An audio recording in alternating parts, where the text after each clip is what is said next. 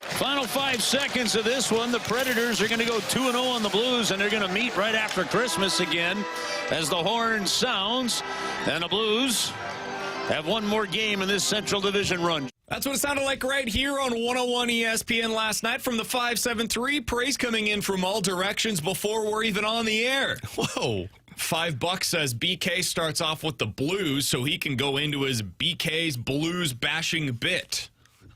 Man, if you want something other than that, I don't know what you're looking for. I mean, we would all you watched the rather game us last night, right? begin with the Steelers from last night? You want to talk more about the Brendan Donovan sweepstakes? Should we talk about City hiring their next head coach? That guy's a youngin', 35, I saw. What would you rather us I can't even believe you threw that bobber out into the water of let's start with City's new coach. I mean, there's only so many options. We're doing sports radio in St. Louis. What, on December 16th, there's nothing else to get into? You guys want to talk about your Christmas shopping list? Oh, yeah. I actually got some stuff done this morning. So look at us go, man. A couple more things done. I'll tell my family I still got to do mine. I'll go ahead and take the arrows on this one. Alex said we should open up today with Dalibor Dvorsky. And I said, Alex, I'll stand by that, too. The Blues lost last night for the second time in 5 days to one of the 5 worst teams in the NHL. Cool. We can't open with a positive coming off of that game. We absolutely can, because So, what else are we supposed to say? If you want to blame me for my Blues bashing bit, it's actually a little bit fair today, because that's the way that we're going to begin. It doesn't even need to be a bashing bit, guys. Like, we're in the stage of acceptance. Like, Correct. I'm going to get fired up here early on BK and Ferrario. Like, I had people on YouTube on our post-game show last night, which, by the way, every post-game show, you can see my face on YouTube. 101 ESPN STL. Lately. Very happy lately. But people were like, once again, the pre- and post-game host paid by the Blues isn't being angry about a loss. And I said, what am I supposed to be angry about? At what point in this 34 games that have been played this season have you seen a sliver of, ooh, this team could be good? We haven't seen that. So am I going to get angry after another loss to a Nashville Predators team that whooped your butt 4 days ago? When you're down as many forwards as you are, we know that your team's overall play has not been good. Your goaltending let up some soft goals. You weren't ready to play the game. All of these narratives have been talked about for 34 games. So I'm done getting angry. I'm done spending the next 48 games yelling at the clouds of, this Blues team needs changes. We all get it. So I decided to take the path of, guys, Dalibor Dvorsky looked really good in that game. Mm-hmm. Yes, we all have the understanding that this team is bad. Can we at least look at because you're in the development stage now. Like, you have gone past the, hey, we can make the playoffs, to, hey, we're starting to get our younger players figuring out what the NHL is. And I thought Dalibor Dvorsky looked awesome. That's why I said let's open up with Dvorsky, because there's nothing else to say. This team's bad. We get it. Yeah, I'm not there yet. What do you mean you're not there yet? I think we should still focus a little bit on just how bad they are. Yeah. Because this team is a special brand of bad. Right now, if the season ended today, you would have the 3rd best odds for the number 1 overall selection. This is a team that we expected coming into the season to be a playoff contender. I think I predicted them to be 3rd in the division. There were multiple people that predicted that. The Blues, and T-Bone mentioned this earlier today, have a worse goal differential on the season than the Flames and the Canucks combined. The Flames are a -13. The Canucks are a -23. The Blues are a -37. This is, right now, the worst team in the NHL in goal differential. So, like, they're the worst goal scoring team in the league. They're really bad at goal prevention right now. They have lost in their last 2 games. And so 5 days apart, 2 games against the Nashville Predators, who are also among the worst teams in the league. You've lost those 2 games by a combined score of 12-4. So I agree with you, Alex. We've spent a lot of time on the Blues are bad this season. And a lot of that was the shock and awe of it. Like, oh my God, how are they going to fix this? They're bad. What happened here? This team just made the playoffs. They went on this miraculous run. Jim Montgomery had an entire offseason. They were going to get off to a better start this time around. Like, everything was going to be different. They got Pius Suter in the offseason. They added Logan Mailloux. They did the things that were necessary. You've got Dalibor Dvorsky up to the NHL roster now. Like, this is the year. Not only is it not the year, it's worse than it has been at any point since they drafted Alex Pietrangelo. So I am personally still on the, oh my God, is this bad train. I don't know what else can be said. Elsewhere, but I just don't know what else can be said. Like, it's been known all season that the goaltending and the goal differential has been awful, that this team can't seem to stop pucks from going in the net. It's been known all season that they are bad at offense. Like, it's at the point now, and why I'm at acceptance, until Doug Armstrong makes a move, I can't keep coming back on the air saying they need to make a move. They need to make a move. We get it. They need to make a move. Guess what? They're stuck. Unless one of these players wants out, they can't make a move. And so that's why yes, they're a special brand of bad right now, and it's very surprising. But, man, it was surprising at the middle of November, at the beginning of November, and like I was holding out hope still. I just don't know what else there is to say. They're in that development stage now to where, yes, the injuries are there, but your best players aren't the best players on the ice. That's very clear. They got to make some type of decisions at that point. Again, I don't know what they can do because all three of those guys are tied up. Their defense is a special brand of bad. I don't know. You might have signed Fowler prematurely. I think they did. I think Colton Parayko's, and this is me speculating, this is a tinfoil, I think Colton Parayko's got an injury that we don't know about because he just doesn't look the same. But they also have Philip Broberg, who looks awesome. And Logan Mayhew's developing. But then all of these other guys, like the Dvorskys, the Snuggeroods, now the Otto Stenbergs, man, you're just in the development stage. And that's a special brand of bad because guess what? That's a team that knows they're going to be towards the bottom of the NHL standings this season. They are, and it might be the best thing for them. I agree. Kind of similar to the Cardinals, where eventually maybe the best thing for you is to get that draft pick that you have so clearly lacked. Yeah. To get the opportunity, the access to a J.J. Weatherholt or a Liam Doyle or whoever ends up there, 13th overall selection this upcoming year where they got just the bad luck with the draft lottery. The Blues probably need that as well because we've been waiting and waiting and waiting for one of these guys to take that step into stardom, and it seems clear to me it's just not coming. Mm-hmm. I don't think Robert Thomas is going to magically become a top 5 center in the NHL. I think he's a good player. I think he's a nice piece to have. But Brendan Donovan's a good player, nice piece to have. He's not the best player on a contender. Wilson Contreras, really good player. Top 10 first baseman in Major League Baseball. Top 30-ish hitter in baseball. Not a top 5 guy. Not a guy you can build a contender around. Sonny Gray, really nice starting pitcher. If you're the Red Sox and he's your number 3, you can win a World Series with that. If he's your number 1, nah, that's not going to be able to do it. That's where the Blues find themselves. And this is the stuff that I have been wondering aloud for a few years now. And this is not to pat myself on the back. I promise you, I would have loved nothing more than to be wrong on this. But I think we're seeing in real time now, when that step doesn't come, how much you get stuck. And how much it hurts your not only present, but also your future, man. Because as Alex mentioned, it's not as easy as what our text line says, where it's like, trade them all. Okay, to who? And what are you getting in return? Because most of your best players, or most of your most valuable players, at least on the trade market, have no trade clauses. Mm-hmm. They get to decide if they go and where they go, which limits your return that you're able to get for them. So, yeah, they're in a bad place right now just from a standing perspective. They're also in a bad 30,000-foot view. What does the future trajectory of the organization look like? Yeah. And we're seeing their best prospects right now, man. Mm-hmm. This is it. I mean, with the exception of a couple of guys, one's getting called up. Maybe eventually will help and you. Carbonneau. Those are the two will guys. eventually help you. Mm-hmm. Those guys aren't superstars either, guys. Nope. So you got a middle 6 winger who's a goal scorer, and you have a potential top 4 defenseman, maybe a top pair defenseman if he develops correctly. But as we know with defensemen, they take a little bit longer to develop. But this is where you're at. I mean, I think a lot of people's reaction in the past has been, good, fire the coach. We're not doing that because Jim Montgomery's not going to get fired. Plus, you're enabling the problem if you're doing that. You're just moving on another coach to give the team what they've wanted that they've gotten for the last couple of years. And you're not doing that with Jim Montgomery. He's a great coach. It's what Doug Armstrong said when they hired him. I do think this might be the best thing for the Blues in terms of, look, you're bad. You're going to probably remain bad.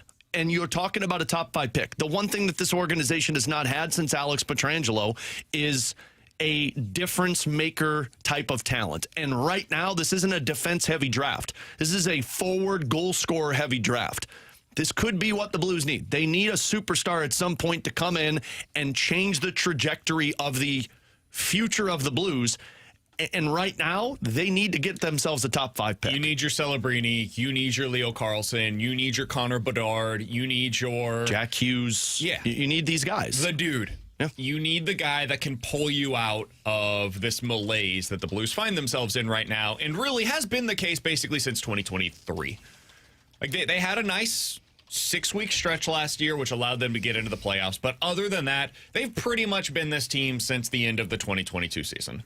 And they've been stuck. And they still find themselves stuck in the middle of the NHL standings, except right now they're toward bottom of the middle as opposed to previously where they were like on the upper third of that middle portion of the NHL standings. All right, before we get out of here and talk about the NFL game from last night on the other side, Alex, as you mentioned, it was a positive last night from Dalibor Dvorsky.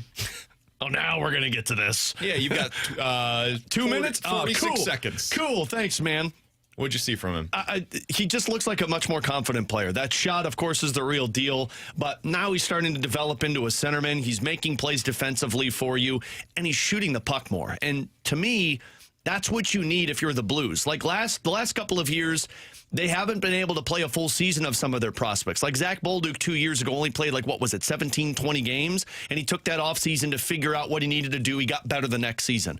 This is a benefit of a bad season to where you're going to have Dvorsky play 50, 60 games by the end of this season. He's going to have a real idea of what it takes to be an NHL forward. You take that into an offseason, you train properly, and you're expediting this development process for a guy like Dvorsky. The same could be said about Logan Mailloux. I think there's been some positive returns on him lately. So, and now Stenberg's going to be up here. At least you're going to expedite that factor into this of rather than letting them marinate in the American Hockey League, really not get an idea of what the NHL is, and then still waiting on that development. Now you fast track that style, and hopefully they can understand it before next season. He's Alex S. T-Bone. I'm BK. It's 11:16. Your time check brought to you by Clarkson Jewelers, an officially licensed Rolex jeweler. 314-399-9646. That's the Air Comfort Service text line to get involved in the show. You can check us out on YouTube, as always, at youtube.com/101ESPN-STL. Jeremy Rutherford, our Blues insider, will join us coming up at 12 o'clock. At 1:30, we'll be joined by a Mariners insider. She's going to tell us about what the Mariners are expecting to give up, or would have to give up potentially, in the event that they do make a trade for Brendan Donovan. So we'll talk to her about that coming up at 1:30. But Alex, I do want to answer this question from the text line real quick before we get to the NFL game from last night. This comes from Playpalooza Party. Genuine question for you guys. Considering the support that City gets every year, and it being a major sports league, why do people on the station seemingly mock and ignore the soccer team? Since the inaugural year, everyone has sent them to the wayside and never talks about them. St. Louis has been called the soccer capital of the country, yet the station laughs at the sport and mocks any mention of even talking about them. A minor league football team in the Battlehawks has gotten way more coverage as a serious topic, and anytime on the station over a major sports league soccer team. Genuinely curious as to why that is, and I hope you guys could answer. We've mentioned this a couple of times. I will do so again real quick, just from my personal perspective. The job for us on the station is to appeal to the greatest number of people possible. That is what makes a sports radio show like this a little bit different than a podcast. A podcast can be more niche interests. So me and T-Bone, we do a Cardinals podcast. If you only want to hear Cardinals content, you can go there and you're getting Cardinals-specific content. Alex does the Last Minute Blues podcast. By the way, they're going to have a live show later on this evening. Tony Twist is going to be in attendance with them. We're not talking about this Blues team. 101ESPN.com. That's a place where you can go. If you want to hear Blues content, you can go to Alex's podcast. If you want to hear City-related content or soccer-related content, there are a bunch of different soccer podcasts for you. The reason that it does not get up a ton on our show, and I can only speak of ours, I don't know on the other shows, I don't want to speak for them. They could answer this if they want to, is because the mass audience for it is not there to the same degree as the Cardinals or the Blues or some of these other teams in the market. And so, if there is big news for them, we will discuss it. They hired a new coach today. To be totally candid, I don't know a whole lot about him. He's mostly spent his career as an assistant in MLS. I don't know what that means. I am curious to see when he discusses his philosophies, what it's going to look like. Is he somebody that's going to continue the high press that they've done in the past? Is this going to change the way that City plays? I don't know. It is something I am truly curious about. But right now, we don't really have those answers. It's not the same as the St. Louis Blues hiring Jim Montgomery. We know what Jim Montgomery brings to the table, and most of our audience knows what Jim Montgomery brings to the table. So that's why. It's just not the same wide swath of individuals that are interested in the content. So that is my 1.5 minute spiel on why there is not a ton of soccer content on our show specifically. I understand there is a very devoted market for it. It is just not as big as the NFL, the Cardinals, the Blues, etc. Coming up at 11:45, we'll get into questions and answers. If you guys have any other questions, we'll go ahead and answer those coming up at 11:45. But next, I can't believe I fell for the Dolphins last night. That's on me, not on you, Alex. You saw this coming. I did not. I'm stupid. You're smart. We'll talk about it next year on 101 ESPN.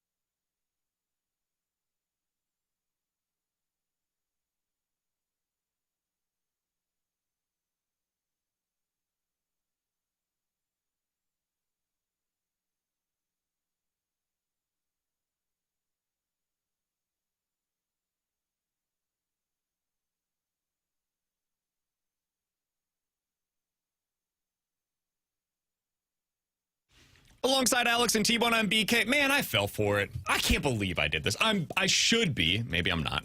I should be better than this. I picked the Miami Dolphins to go into Pittsburgh on the road when it's 10 degrees outside and to win the football game. I really thought that was going to happen. Idiot. I'm very dumb sometimes, Alex. When was the last time the Dolphins won a game where it was below 20 degrees in the arena? I'd have to look it Dan up. Marino was QB. Like, it doesn't happen, man. And I thought it was supposed to snow. I guess the snow stopped before kickoff. But Tua Tagovailoa 0-5 in his NFL career when it's under 40 degrees. you're the stats guy, man. 2-8 when it's below 50. 4-13 below 55. That's not cold, guys. It feels like For Miami, that's cold. It feels like the tropics today. It's like 40 degrees outside here in St. Louis. Like, we knew this, man. Come on. I told you. You listened to T-Bone because T-Bone had one good week in the pick'em. 2-1. You lost last week. So, yeah, they lost last night. They didn't look good. It was a borderline unwatchable football game in general. At one point in the fourth quarter, Troy Aikman was so fed up with watching the Dolphins that he was like, I just don't get what they're doing. I don't understand their philosophy here. Oh, boy, we broke Troy. At first, they were taking way too much time to call plays, and now they're trying to go huddle up. There's 2 minutes to go. They're down by 2 scores. The Mannings were playing furious. The Mannings were playing film footage of when they were kids playing football in the backyard and breaking it down. That's how bad the game was. It was 28-3 with 13 minutes left in the game. 28-3, man. The Dolphins, they were eliminated last night, by the way. They're officially done. The Steelers, meanwhile, took a commanding lead in the AFC North. And this gets us to kind of the bigger picture conversation about the AFC overall. Alex, I mentioned this offhand yesterday. I feel like what we're witnessing is kind of a repeat of the mid-2000s. For people that are maybe T-Bone's age that do not remember this era of the NFL, from 2006 to 2009, I'm going to read you the Super Bowl representatives, okay? This is from the AFC and NFC side. The Steelers, in Big Ben's first year as a starter, against the Seahawks. Do you remember who the Seahawks starting quarterback was that year? I'm thinking Matt 2006. Hasselbeck. Oh, look at T-Bone go. Do you remember the starting run back? Oh, no. Oh, you should. He won the MVP. I remember him. He did? He was on the cover of Madden. He was indeed. Cover of Madden. I can 1,800 picture rushing it. yards, 27 touchdowns that year on the ground. He was very good. Drafted him in our fantasy football league once. I can picture who you're talking about because now that you said on a cover of Madden, I can now see it. Big but guy. It's not Marshawn Lynch. I can't think of I have no idea who. Sean Alexander, former Alabama running back. Great smile, too. Great smile. Has like 100 kids, I think. You should be like Phillip Rivers and come back. And Can you name more a insurance. pass catcher from that team? Ooh. The 2005 Seattle Seahawks. I have no idea. Yeah, I have no idea. Do you We're lucky remember I Joe pulled Matt Hasselbeck. Jaravicious? No. I remember him from Tampa. Joe He Jaravicious also played with Seattle. Sounds like something from a Key and Peele sketch. Yeah. Joe Jaravicious, Texas A&M.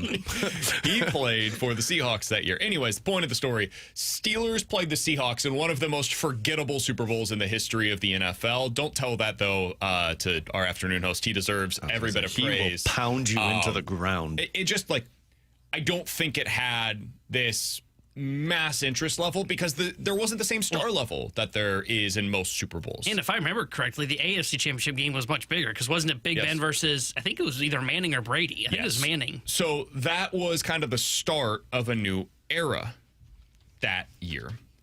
Then the next season, it was the Colts with Peyton Manning. He got his first, but they were going up against the Bears, who I believe it was the Rex Grossman Chicago Bears. Wow. Yeah, And Rex Hester returned Grossman, the opening kickoff, I think, to the Chicago house. Bears When kickoffs were that kickoffs. season. I was in the rain. It was a fun game. But so you had the Bears in that Super Bowl. Then it was the Patriots, 16-0 against Eli Manning and a defense-first New York Giants team. Then it was, again, the Steelers with their number 1 rated defense going up against the upstart Cardinals with, at the time, it was a 9-7 Cardinals team with Kurt Warner, Anquan Bolden, Larry Fitzgerald. It was a really fun team. Steve Breston, the 3 1,000-yard receiver. Fun team, but, I mean, let's be real. It wasn't exactly like this, again, household name. I do remember that being an exciting Super Bowl, though. It was very fun. Because Steelers, of course, had that catch in the end zone right on the corner of it. Pick 6. Yep. Right before halftime, if I remember correctly. 100 yards. So memorable. So 06 to 09, that felt like an era in the NFL. And you could even honestly include 2010, where the Saints won the Super Bowl that year. Are we witnessing the beginning of a new era where we see teams like the Broncos and the Texans and the running game is back and the defense is back to the forefront?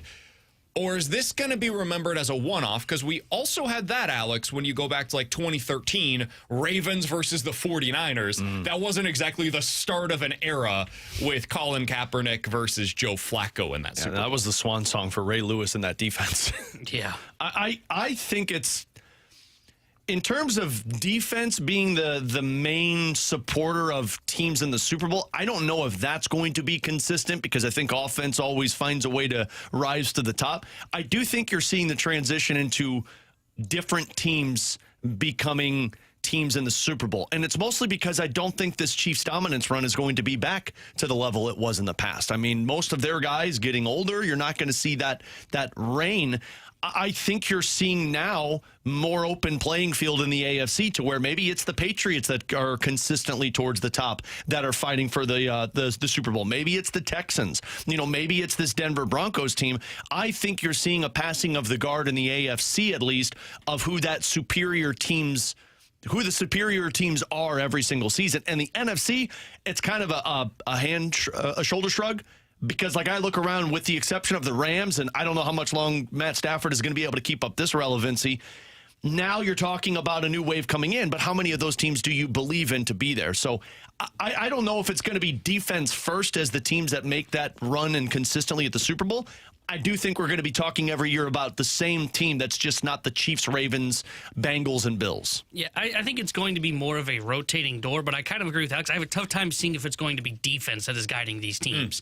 And the reason I say that is, for the most part now, and maybe I'm wrong and it's just more of a feeling than anything else, we've talked about this. Why, like the Broncos, how are they have such a great defense? Well, they're not paying their quarterback, right? So they're able to put more assets in on their defensive side of the football. That's not going to be the case 3 years from now, right? Eventually they're going to have to either pay Bo Nix or go back into the quarterback carousel. Even Seattle's got a little bit of this. Darnold's contract is not a big contract that really hampers what they're able to do on the defensive side of the ball because he was a reclamation project that they took on from the Vikings. Same can be said with C.J. Stroud in Houston. Why can they put more pieces on their defense? Well, they're not paying their quarterback right now. So that's why I say I don't know if it's going to be just defense-driven first, because eventually some of these quarterbacks are going to start to have to get paid, and that's when things will really start to shift around, because that's what's led to us seeing a team like Baltimore and seeing like the Bills start to kind of fall apart. But the reason I do agree where it will probably be a rotating door of Super Bowl teams out of the AFC, and I think it's even possibly true in the NFC as well, since the Rams are only getting older, is because I think when you go into these retools, they take longer than we expect. Like, how long have we been talking about the Bills kind of retooling their team on the fly? 2 years now, I think. This is the second year that we're talking about it. And maybe they get to the Super Bowl this year, but I'm not picking them to get out of the AFC. And they've got Josh Allen at quarterback. And I think it's going to be the same for the Ravens. They've got to start doing some major roster reshuffling. The Chiefs have got to go through it. And the times where this actually hits and goes perfect to plan on these retools that happen fast is you nail one draft. And I mean you nail basically every pick in that draft. Otherwise, it takes a while to kind of figure out all these pieces. Maybe somebody ends up doing that and gets back into a quick window. Maybe it is the Chiefs since they got this high first-round pick this year. I wouldn't bet on it, though. Like, I think you are going to see this rotating door for the next 3 years. I don't know if you mentioned the Bengals, but the one hiccup in all of this is if the Bengals decide to trade Joe Burrow. And I don't know if they will. No, I don't think that's coming. But sounds like he's in a rough spot. Who knows what happens there. But the Bengals are the team that could be it, but they got more issues than anybody right now. I think what we're seeing is, like, the Steelers may... And I'm not talking about this year's Steelers, but like the 2006 to 2013-ish Steelers, the Big Ben era Steelers, I think we're seeing other teams vying to become that. Like, where Patrick Mahomes is this era's version of Tom Brady, and Buffalo Bills and Josh Allen are this era's version of Peyton Manning. Somebody's going to emerge as that third team. I thought it was Cincinnati. I thought they were going to be that team that we saw as like the next contender. Maybe they're just going to be the Chargers, where Phillip Rivers was always fun, exciting, had good offenses, and they always lose. And maybe that's going to be the destiny for this era's Cincinnati Bengals as well. They got to the Super Bowl. Chargers never did. But other than that, they're pretty similar in that regard. Maybe it's the Texans. Texans are this era's version of the Steelers. Maybe it becomes the Broncos. Maybe it's the Patriots. I don't know. But somebody's going to become that third fiddle team in the AFC. The Steelers got theirs, man. They got to multiple Super Bowls in this era, won multiple Super Bowls in this era. I think somebody's going to do that in this version of the AFC as well. I'm fascinated to see who it becomes because there's an opening there. And I think the Broncos, the Patriots, the Texans, they appear to me to be the three teams most well situated to take advantage of that. But do I think this is like the start of a new era? I personally don't. I think the Chiefs are going to get back up to the top. I think the Bills will eventually be able to get through this malaise. I still think that they might get to the Super Bowl this year. I'm not counting them out in that regard at all. They just beat the Patriots this past weekend. Wasn't that on the road? Yeah. The Bills are the team. Do that, they could go to the Super Bowl. The Bills are the team that I feel like could be it, but they have so many flaws that they have to overcome, and they just don't know. They have to do what Tebow mentioned in terms of just win a complete draft because they can't go out there and sign or acquire pieces because of their salary situation. He's Alex, that's T-Bone, I'm BK. Coming up in 15 minutes, we'll get into questions and answers. 314-399-9646. That's the Air Comfort Service text line to get those in. But coming up next, the Brendan Donovan sweepstakes appear to be coming to a head. We'll give you some of the national thoughts on it next here on 101 ESPN.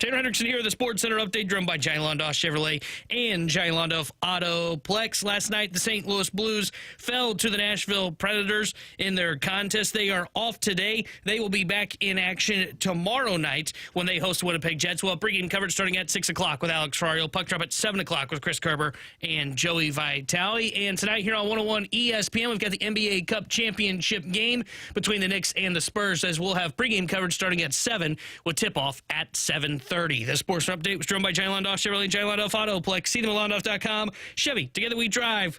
Are you kidding me?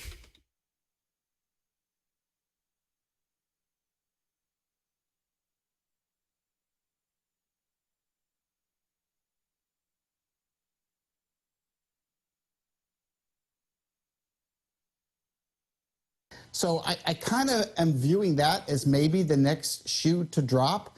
But look, there's so many discussions out there about so many players, and it's all real. Like, it's all been confirmed. I mean, and the thing that I really found interesting more than anything else is teams literally are listening on everybody. Like, it's not like the olden days where they would just, say, yeah, we'll take offers or whatever. They're really listening on star players. Like, very few teams have any quote-unquote untouchables at this point. So, yeah, it's been a lot of fun. Now, obviously it's intermingled with the free agent class. So sometimes some of the free agents have to sign or some of the players have to be traded for the other moves to make. But I think we're going to have a busy week before the Christmas holiday. That was Jim Bowden on Foul Territory yesterday, talking about the Brendan Donovan sweepstakes and how the trade market is starting to move. It's worth noting Rob Bradford, who covers the Boston Red Sox for Odyssey out there, said it feels like interest in Jarren Duran is heating up in terms of interest from multiple teams, which is why the Red Sox are digging in. So it sounds like it's not just the Brendan Donovan market that's heating up, it is the trade market overall.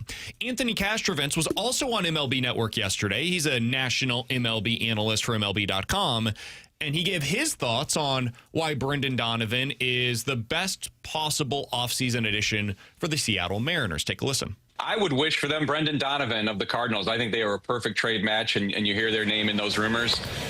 He could play second, he could play third, and depending on how they want to dole out at bats going forward with their young guys, Cole Young and Cole Emerson, their top prospects yet to debut. But I like the idea of bringing in a veteran you can plug and play and get above average offense. I mean, that's what this team needs right now. Affordable. Obviously, it'd be a high trade cost, but they have the system to do it. And I'm just fascinated to see where the Mariners go next, H, because, I love the Josh Naylor re-signing there, but now that Polanco's elsewhere, they do need to shore up that lineup, and that I think they need to do something in the infield as opposed to just relying on the young kids. They're in win-now mode. The Polanco move happening when it did, I do think is important for the Cardinals because they really wanted the Mariners to be involved in these sweepstakes. If you could have one team in on this, it's them. They have 8 top 100 prospects, and maybe every bit as importantly, Alex, a lot of those guys are pitchers. Like, they have Ryan Sloan, Cade Anderson, and then the ambidextrous pitcher that we've talked a lot about. I'm not going to say his name until I see an official pronunciation on it. We'll ask him when he gets traded to the Cardinals. Those 3 guys, top 100 prospects. Well, and I also think what ties into, I think there's a tinfoil. I think Mariners trading Polanco is a little bit of like, maybe they looked at Brendan Donovan as an upgrade. Walk, yeah. Yeah, that's what I mean. Sorry. But maybe they looked at this as, hey, Brendan Donovan is an upgrade for us, and let's not pay this guy and go acquire this piece. Yeah, on one side, we could pay a second base, first base type $20 million a year. On the other hand, we can give up 2 or 3 of our top 100 prospects, which are pitchers which we don't need. We don't need the pitchers because we already have 6 guys that we really trust either at or close to the big league level as a part of our rotation. Let's just go pay Brendan Donovan $5 million this year, $10 million next year. It's less on a 2-year deal than we would have paid for Polanco on a 1-year deal. And you can make a pretty good argument. Donnie's actually a better fit with the Mariners than Polanco would have been coming back next year. So I think it's the perfect fit for Seattle. I do agree with Castrovents. T-Bone, do you think they're the team that matches up best with the Cardinals in your mind? I think so because of what you guys were just talking about. They've got the pitching that the Cardinals are going to be coveting, and Seattle is a farm system that the Cardinals director of pitching or pitching coordinator, whatever his title is, came from. So he has seen most of those guys that were in that system. So he can help Chaim Bloom hand select the guys that they should be targeting in this deal. I think they make all the sense in the world. And from the Seattle perspective, you're right. He fits into their lineup, what they're trying to do. They're in win-now mode, and he's a more consistent player than Polanco. 2 years ago, Polanco was below league average, and Brendan Donovan's not been that in his career. You can always write him in pencil to be 15 to 20% above league average. So, yeah, I would pinpoint Seattle as the best one because, to me, the Cardinals are still looking to continue to add to arms to their – I think they're in a better position today than where they were at the beginning of last season with where their pitching pipeline is at. But you have to continue to supplement that, and you have to continue to supplement it with high upside arms as well. And that's exactly what the Mariners have been developing over the last couple of years. So the other perspective that I wanted to hear on this was Lance Lynn, who was on Cardinals territory. He's doing that podcast now with Jim Hayes. They've got Kyle Gibson on that as well. Matt Holliday joins them. Here's what Lance Lynn had to say. He had a little bit of a differing viewpoint on Brendan Donovan's trade candidacy. Here's my thing is if you're going to get him, you better get something worthwhile for him. And it doesn't need to be 3 AA players that might not ever make it. If I'm trading him away, I need Bryce Miller or somebody like that from Seattle that I know I can plug and play as I've got May, Miller, Libby all of a sudden. Now I can stomach it, if that makes sense. But if I'm getting, hey, this guy was in AA, this guy was in AA, this guy is in high A, and they're all top 20 prospects, who cares? First of all, love it. I think he's done a really good job on that podcast. Second of all, I understand the perspective. And if you're a former veteran player and you know what the Cardinals have been in their history, that's what they would have done previously. They would have traded Brendan Donovan for a major league ready starting pitcher. It's just not where they are right now, man. Well, and I also, this is easy, but I don't think the Mariners are going to just trade Bryce Miller for Brendan. Why would they do that? Yeah, I love the fantasy world that he's living in because that's my mindset. Hey, if I'm trading Brendan Donovan, go get yourself a legit front-end starter. Yeah, Brian Wu, Bryce Miller. Who's there? Hell, go get Castillo. They seem to want to move his money on.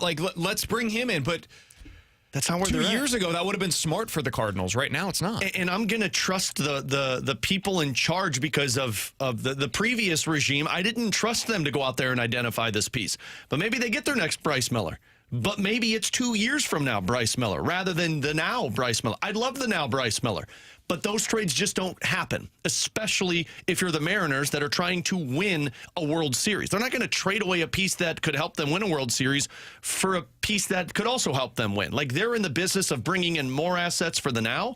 And if you're the Cardinals, man, it makes more sense to get stuff for the future so that all of the timelines align. I love the way that you framed that, Alex, because it's a good point. You're not trading for Bryce Miller today. You're trading for the pitcher that you think becomes Bryce Miller in 2 years. Because if you can get that, you now have that version of Bryce Miller for 6 years. Mm-hmm. Cost controlled. He's going to be a part of your rotation. And you have him as a significant part of the next core of the St. Louis Cardinals. That's what the Cardinals are looking for. The job of Chaim Bloom is to identify the next talent that could be a top 3 starter in a rotation like the Mariners right now. And if he's able to identify that and he gets it right in this deal, he will win the deal for what the Cardinals need. I think the Mariners could also win the deal. It could be a win-win for both sides of things. That happens sometimes where one team needs it for the here and now, the other team needs it for the future. The Cardinals could be the team that wins it for the future if they're able to identify the right prospects, and that's the number one goal for Chaim Bloom going into this offseason. And I trust this current group of executives more than I trusted the last group to be able to identify those Especially players. That you're going to a team that some of your front office members are familiar with. Their expertise is on the pitching side. You desperately need help in the future for your pitching. The stars just align with this right now. And again, man, I would love Bryce Miller, and I love the thinking of Lance Lynn. But baseball's different now than what the Cardinals used to be to pull off those trades. Now teams don't want to trade those guys. They want to trade pieces that are in their pipeline that don't help them now. Man, I'll give Chaim Bloom the benefit of the doubt right now. Go out there and find the next stud pitcher, and I'm willing to wait a couple of years if you can identify the right piece. Somebody on Twitter who covers Major League Baseball just reported nothing is close, nothing is imminent regarding a possible Ketel Marte trade, and then just a little bit ago, Rob Bradford following that up. Per source, update regarding a Ketel Marte to Red Sox trade. Nothing is close currently. So it looks like a lot of people just got a mass text that said, hey, nothing's happening right now with Ketel Marte. The reason that just happened, because I just saw maybe 20 minutes ago, Mark Feinstein was on MLB Network saying, yeah, the Red Sox appear to be the number one team in the driver's seat for Ketel Marte. And both sides went, no, they're not. Someone just slapped him on the wrist. Team, it is not done. Yeah. So there you go. That is the latest update with the middle infield market. It seems as though Ketel Marte is probably going to end up in Boston, and Donnie is going to end up with one of the Giants or the Mariners. That's my current viewpoint on this. We'll see where it ends up going, though. Coming up in about 15 minutes, we'll be joined by the Blues insider Jeremy Rutherford here on BK and Ferrari Open next. 314-399-9646. That's the Air Comfort Service text line for questions and answers here on 101 ESPN.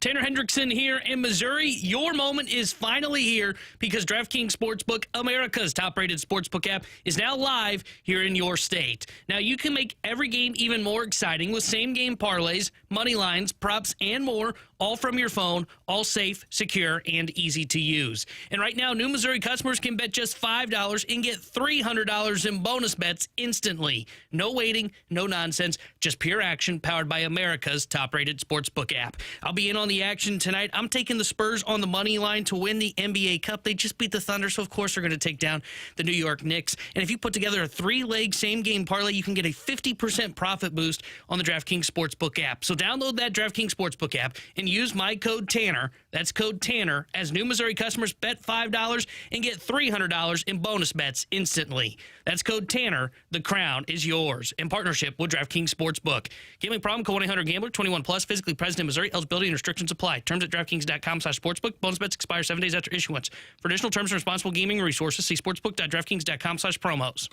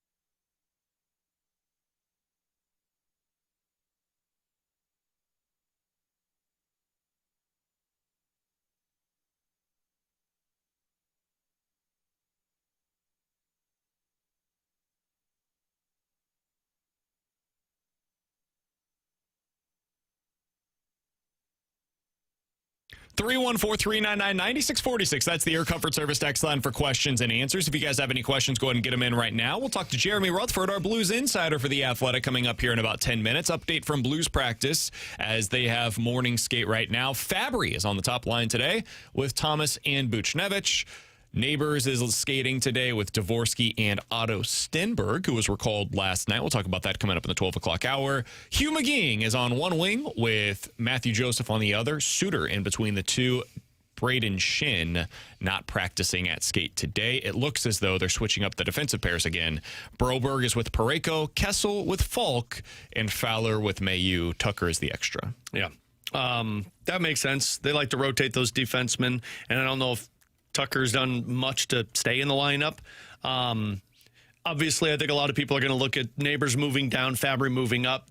He changed that in-game last night. He didn't like Neighbors, Thomas, Buchnevich, which... They played like three shifts together. Yeah, people are going to be like, oh, he keeps changing the lines. Guys, Neighbors, Thomas, and Buch have been together for 5 games, and obviously it failed, and they were going to something different. I like the Dvorsky-Stenberg because they played together in the Thunderbirds, and the one thing they loved about Stenberg was how much he was able to create with the puck. So I'll be really interested to see that.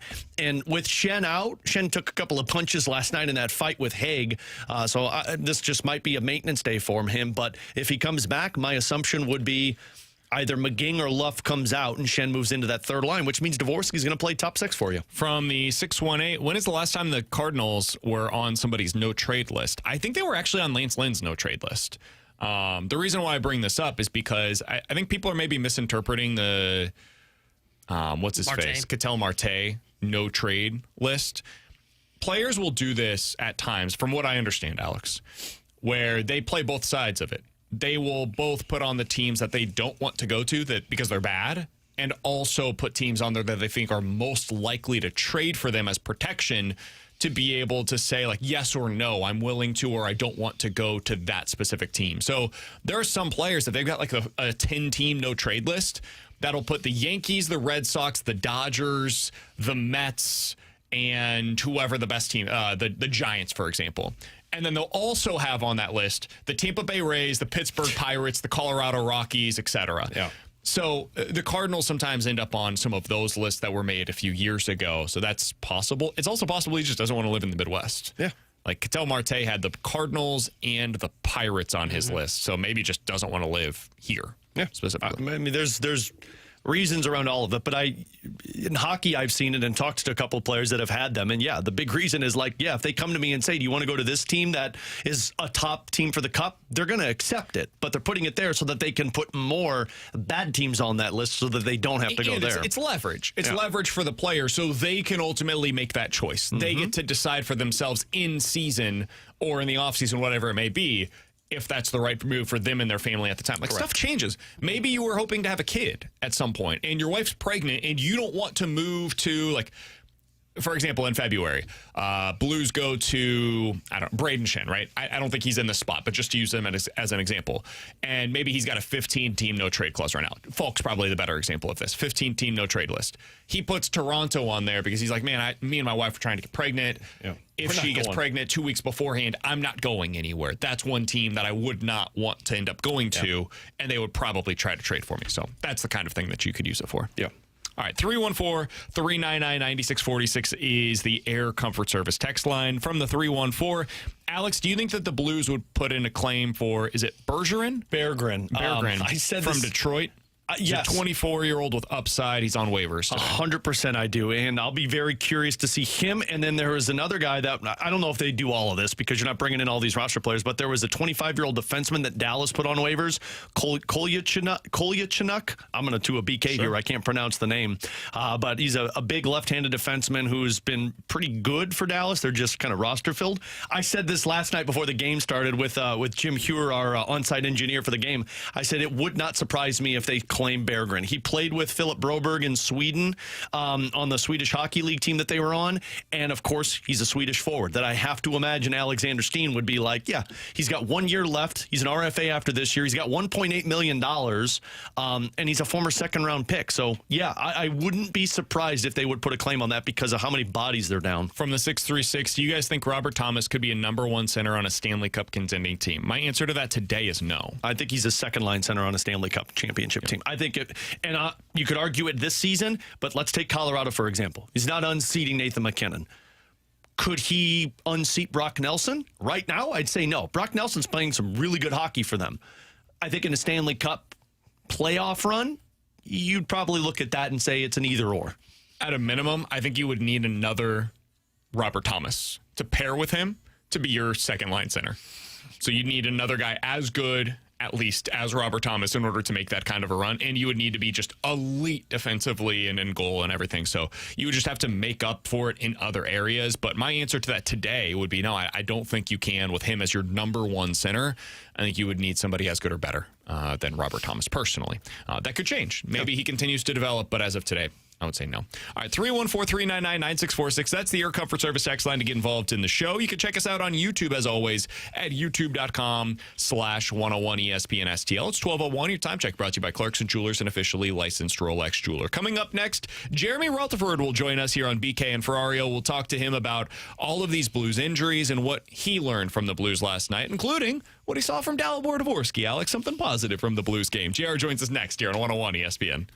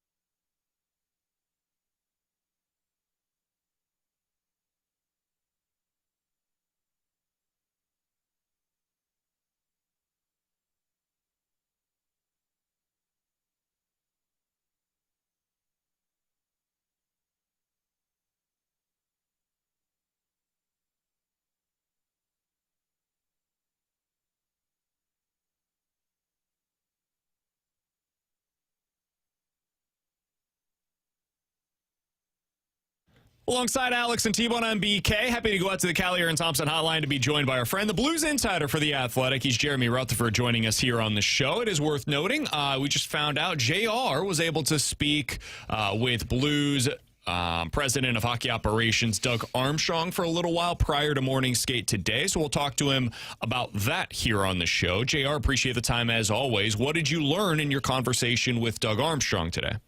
Yeah, guys, thanks for having me. Yeah, just chatted with Doug Armstrong for about 40 minutes. He generally likes to have these conversations prior to things getting really rich here as you get closer to the calendar year turning and then the trade deadline coming up. And so it was kind of a wide open conversation, and we'll have all this up at The Athletic soon. But some takeaways here from the 40 minutes with Doug Armstrong.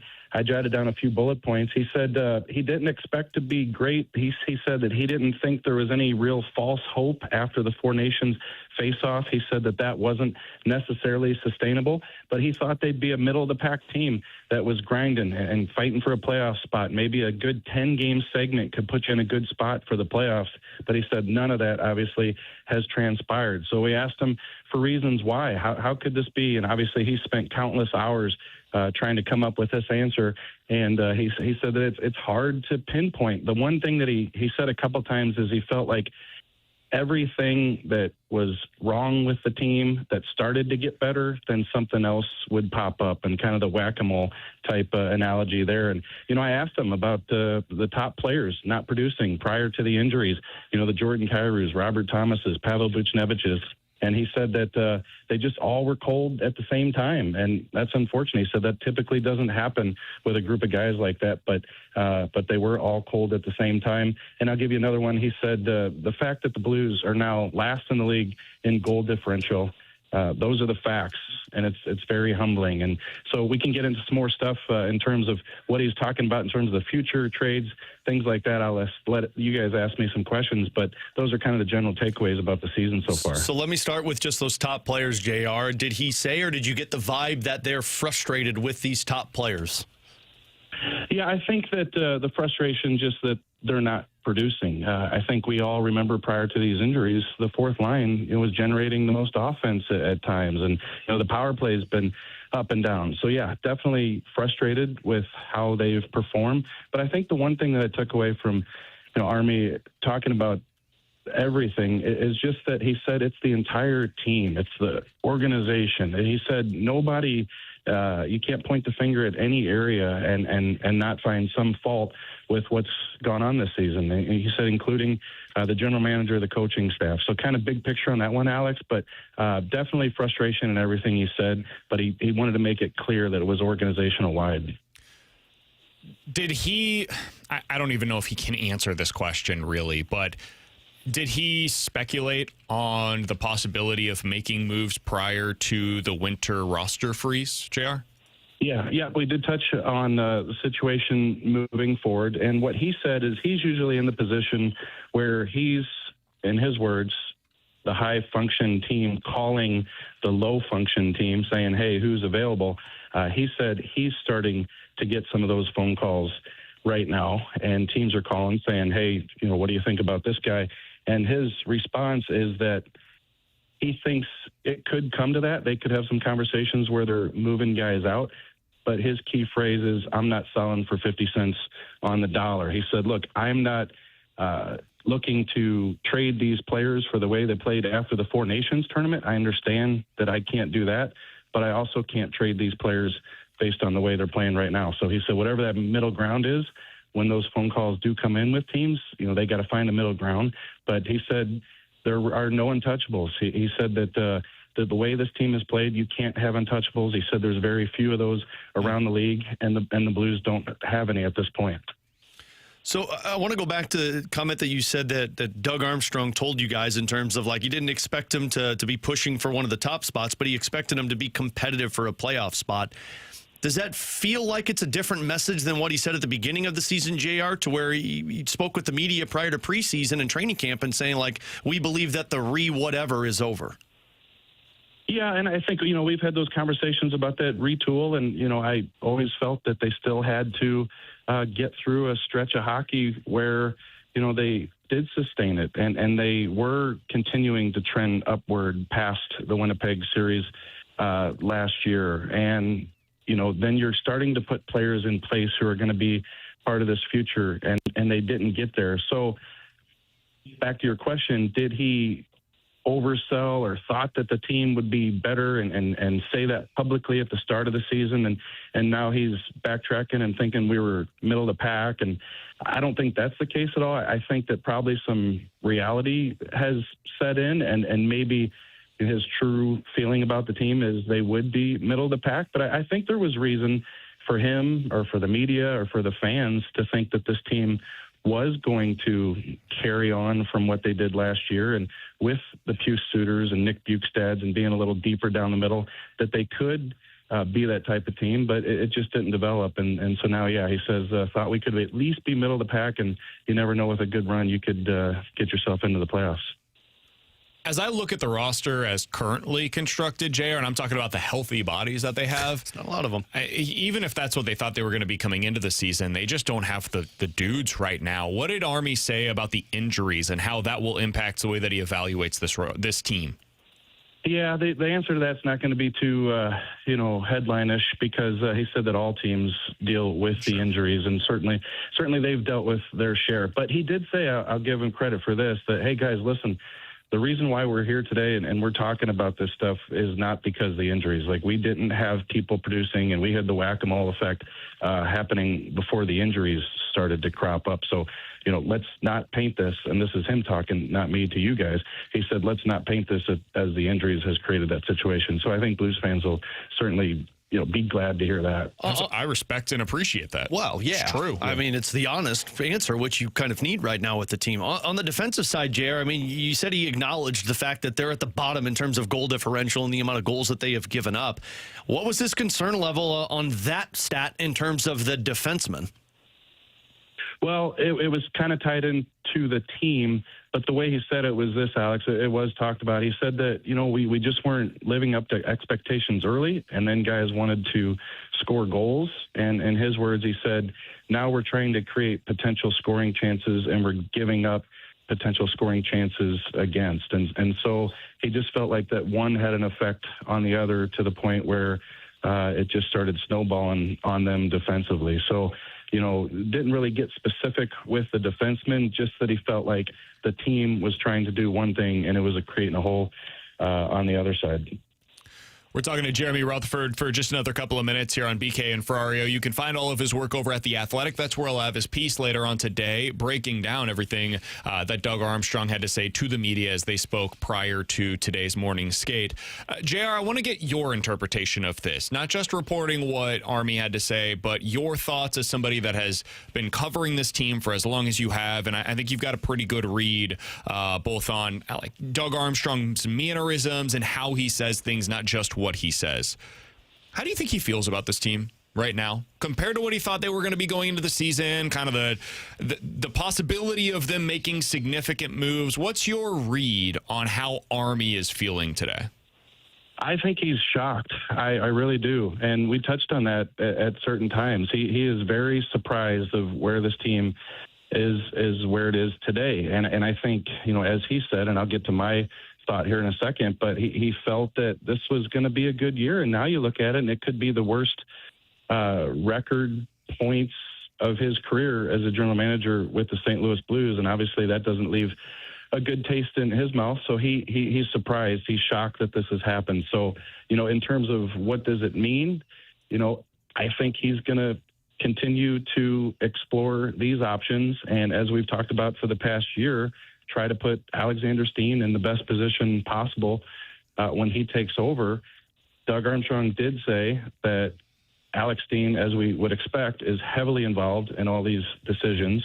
I asked him, because a lot of these decisions are going to be more kind of futuristic with an impact on the future, as opposed to trying to upgrade the team like maybe Doug thought he was going to be doing at this time of the year.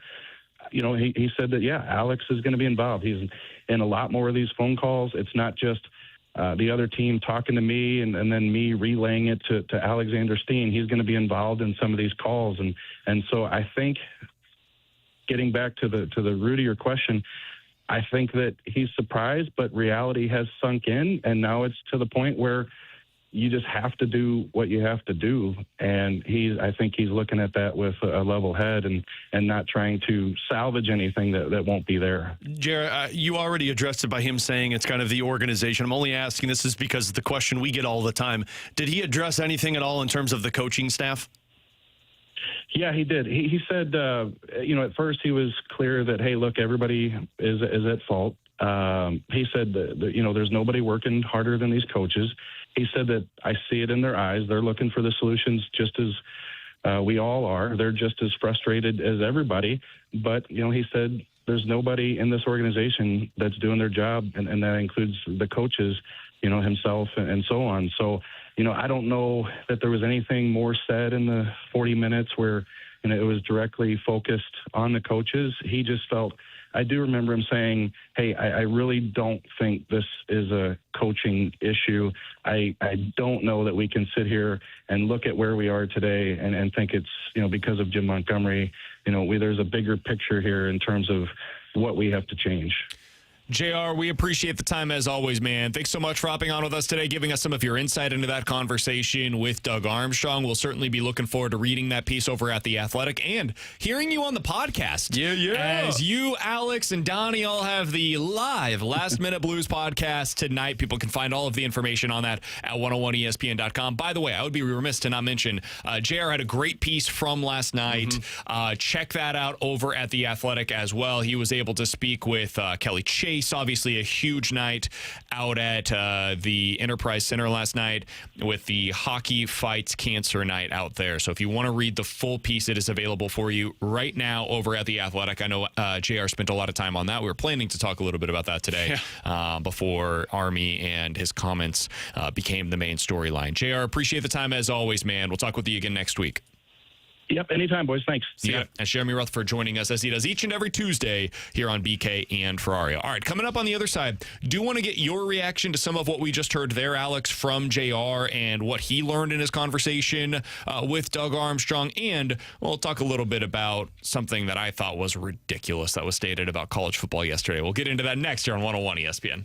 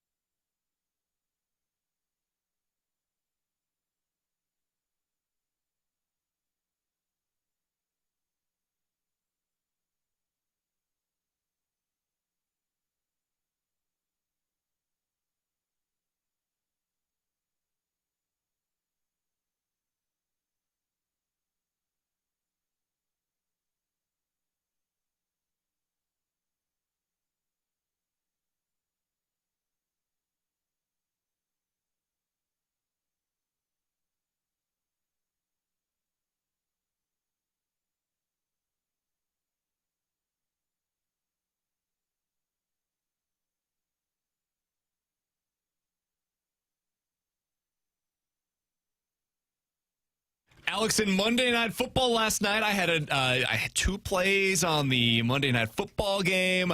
I ended up hitting on both of them last night over on the Underdog app. You love to see it. So I picked the game incorrectly, but I had the right plays on Underdog. Kenneth Gainwell higher on his receiving yards. Of course, took Tua Tagovailoa with an interception. Obviously. A nice 6-1 return on that. I'm going to Thursday Night Football, and I like this game between the Seahawks and the Rams. We missed it on Sunday. Seahawks were probably waiting for this one.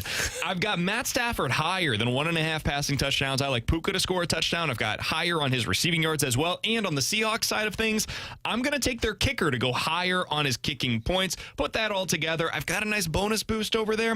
Put that together at 7-1 odds on the Underdog app. Always check those bonus boosts that they offer. There's also a flex option where maybe you only need to get 3 of the 4 picks on your play.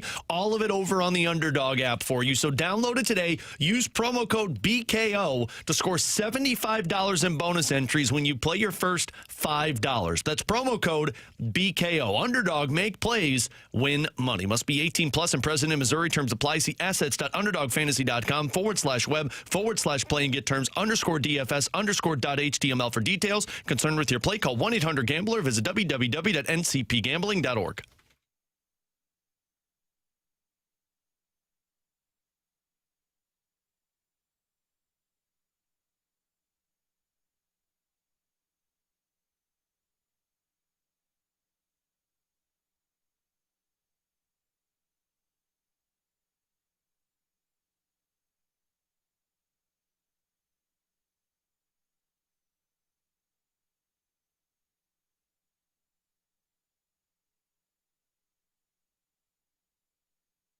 I think he's shocked. I really do. And we touched on that at certain times. He is very surprised of where this team is where it is today. And I think, as he said, and I'll get to my thought here in a second, but he felt that this was going to be a good year. And now you look at it, and it could be the worst record of his career as a general manager with the St. Louis Blues. And obviously that doesn't leave a good taste in his mouth. So he's surprised. He's shocked that this has happened.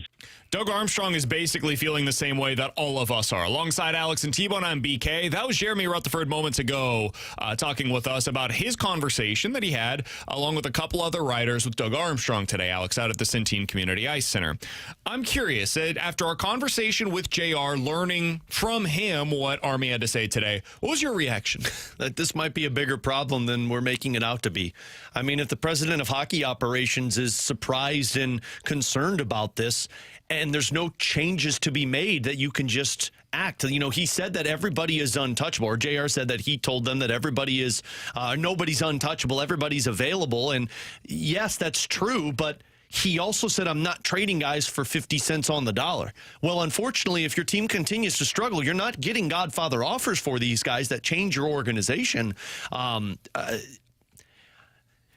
It's really just baffling that we are in this position, or that the Blues are in this position, because this doesn't seem to be an easy fixable thing. And him saying that, look, it's everybody right now. He's right. It's from the top down. It's everybody. But I think it's pretty explainable when you have some young players that are trying to figure it out.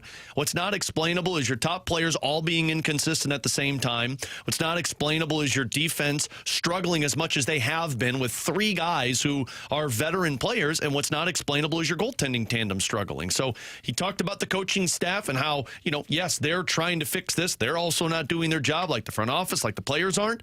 This seems like a bigger mess than what we originally believed. Yeah, it's pretty much how I viewed it, to be honest with you. Like, what he said is, I was like, oh, okay, we're not overreacting. Army agrees. Oh, yeah. I don't think we have undersold this. I think we've been saying all of those things that you just mentioned, Alex. I think it's every bit as big of a mess as we described. It feels very Cardinals-y. Like, honestly, the Cardinals and Blues feel like they're in a very similar spot. And I've been saying this for years, and I think at times it has felt as though, like, the Blues are a step ahead of where the Cardinals find themselves. And this time I wonder if the Cardinals are actually the ones that are a step ahead, where the Cardinals realized where they were this offseason, and they're like, this isn't working anymore. We're going to have to start over.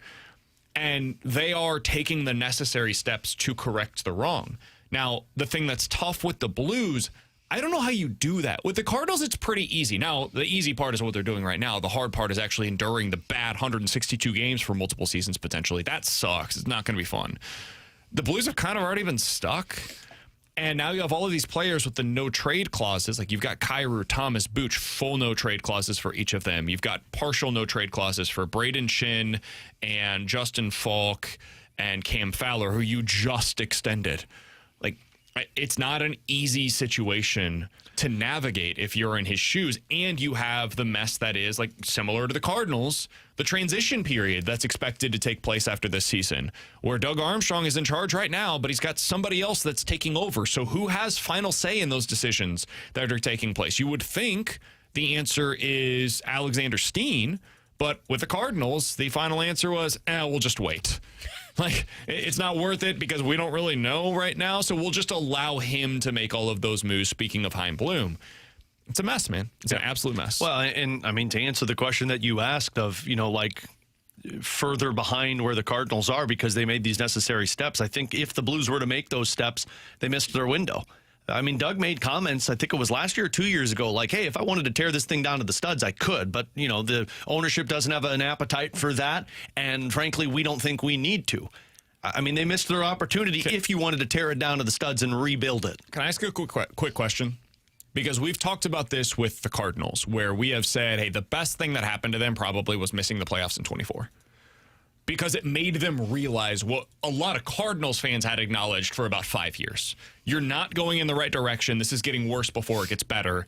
And continuing to toss money after the problem is not going to solve anything. It's just going to make you continue to get close while still falling short. So it felt as though that was the moment where they were ready to acknowledge, like, okay, if 25 goes poorly as well, we've got to change the way that we operate.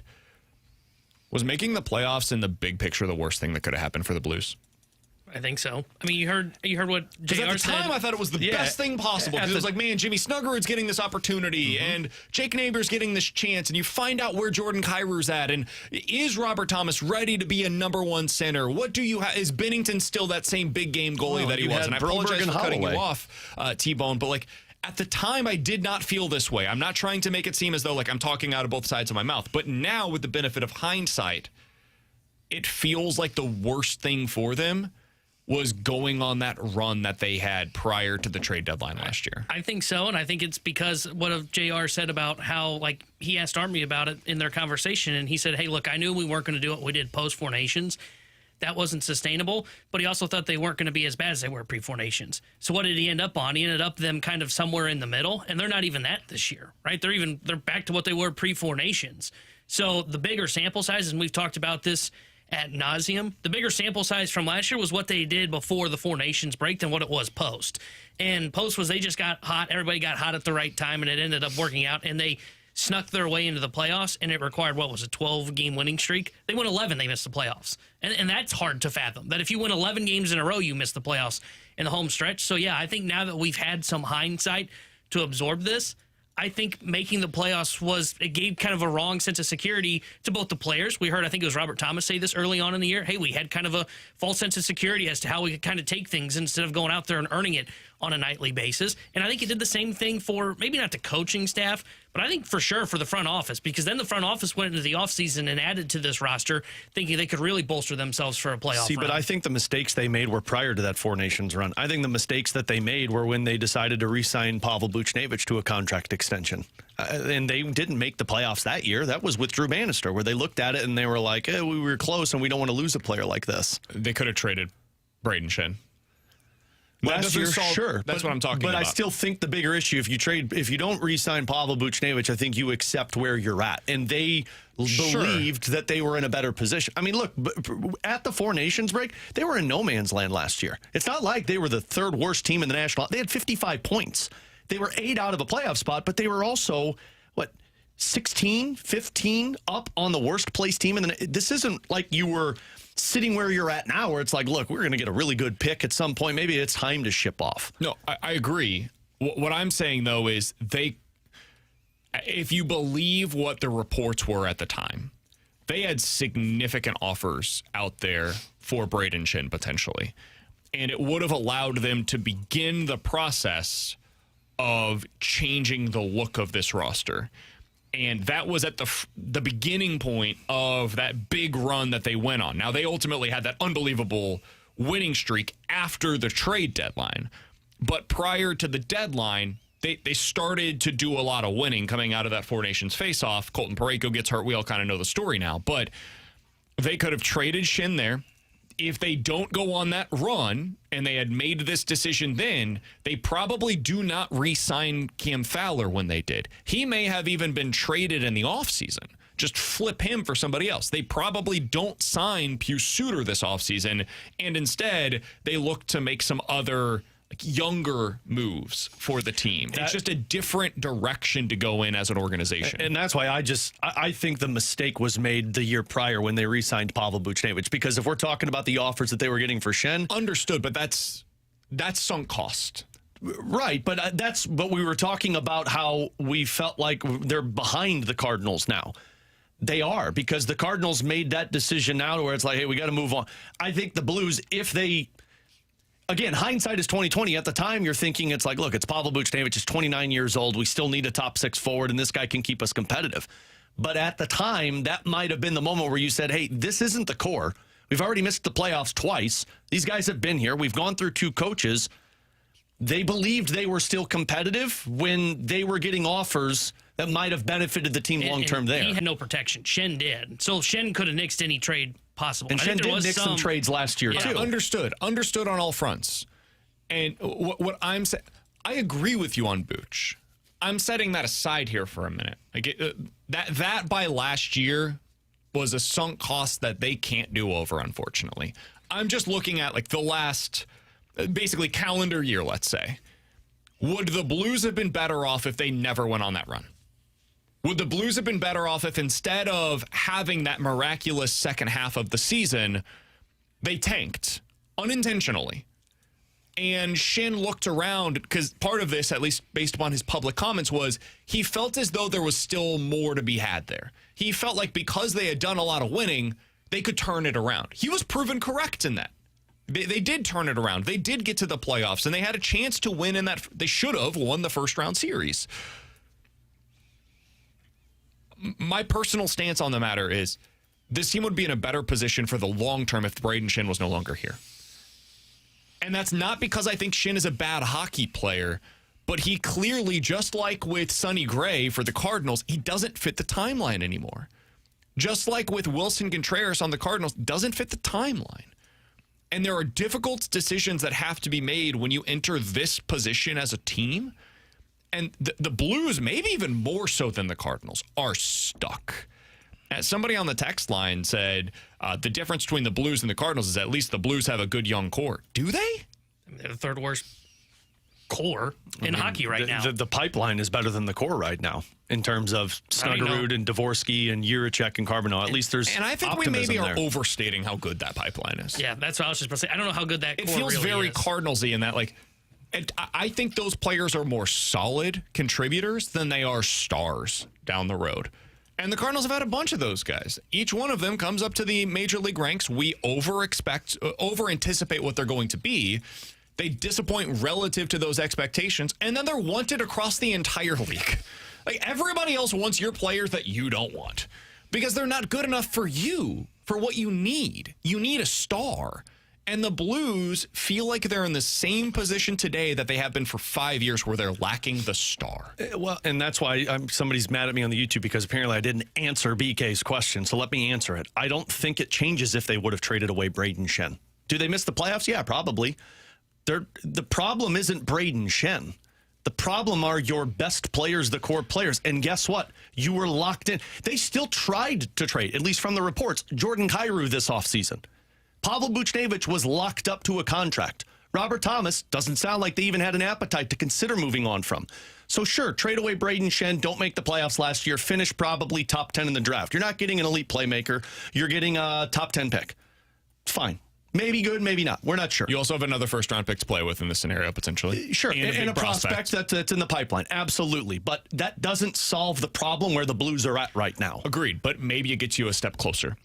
Because now I think Shin's value is not as high as it was a year ago. I don't think it makes you a step closer because you still have the same three guys that you look at and you say, here's our core that we're building around.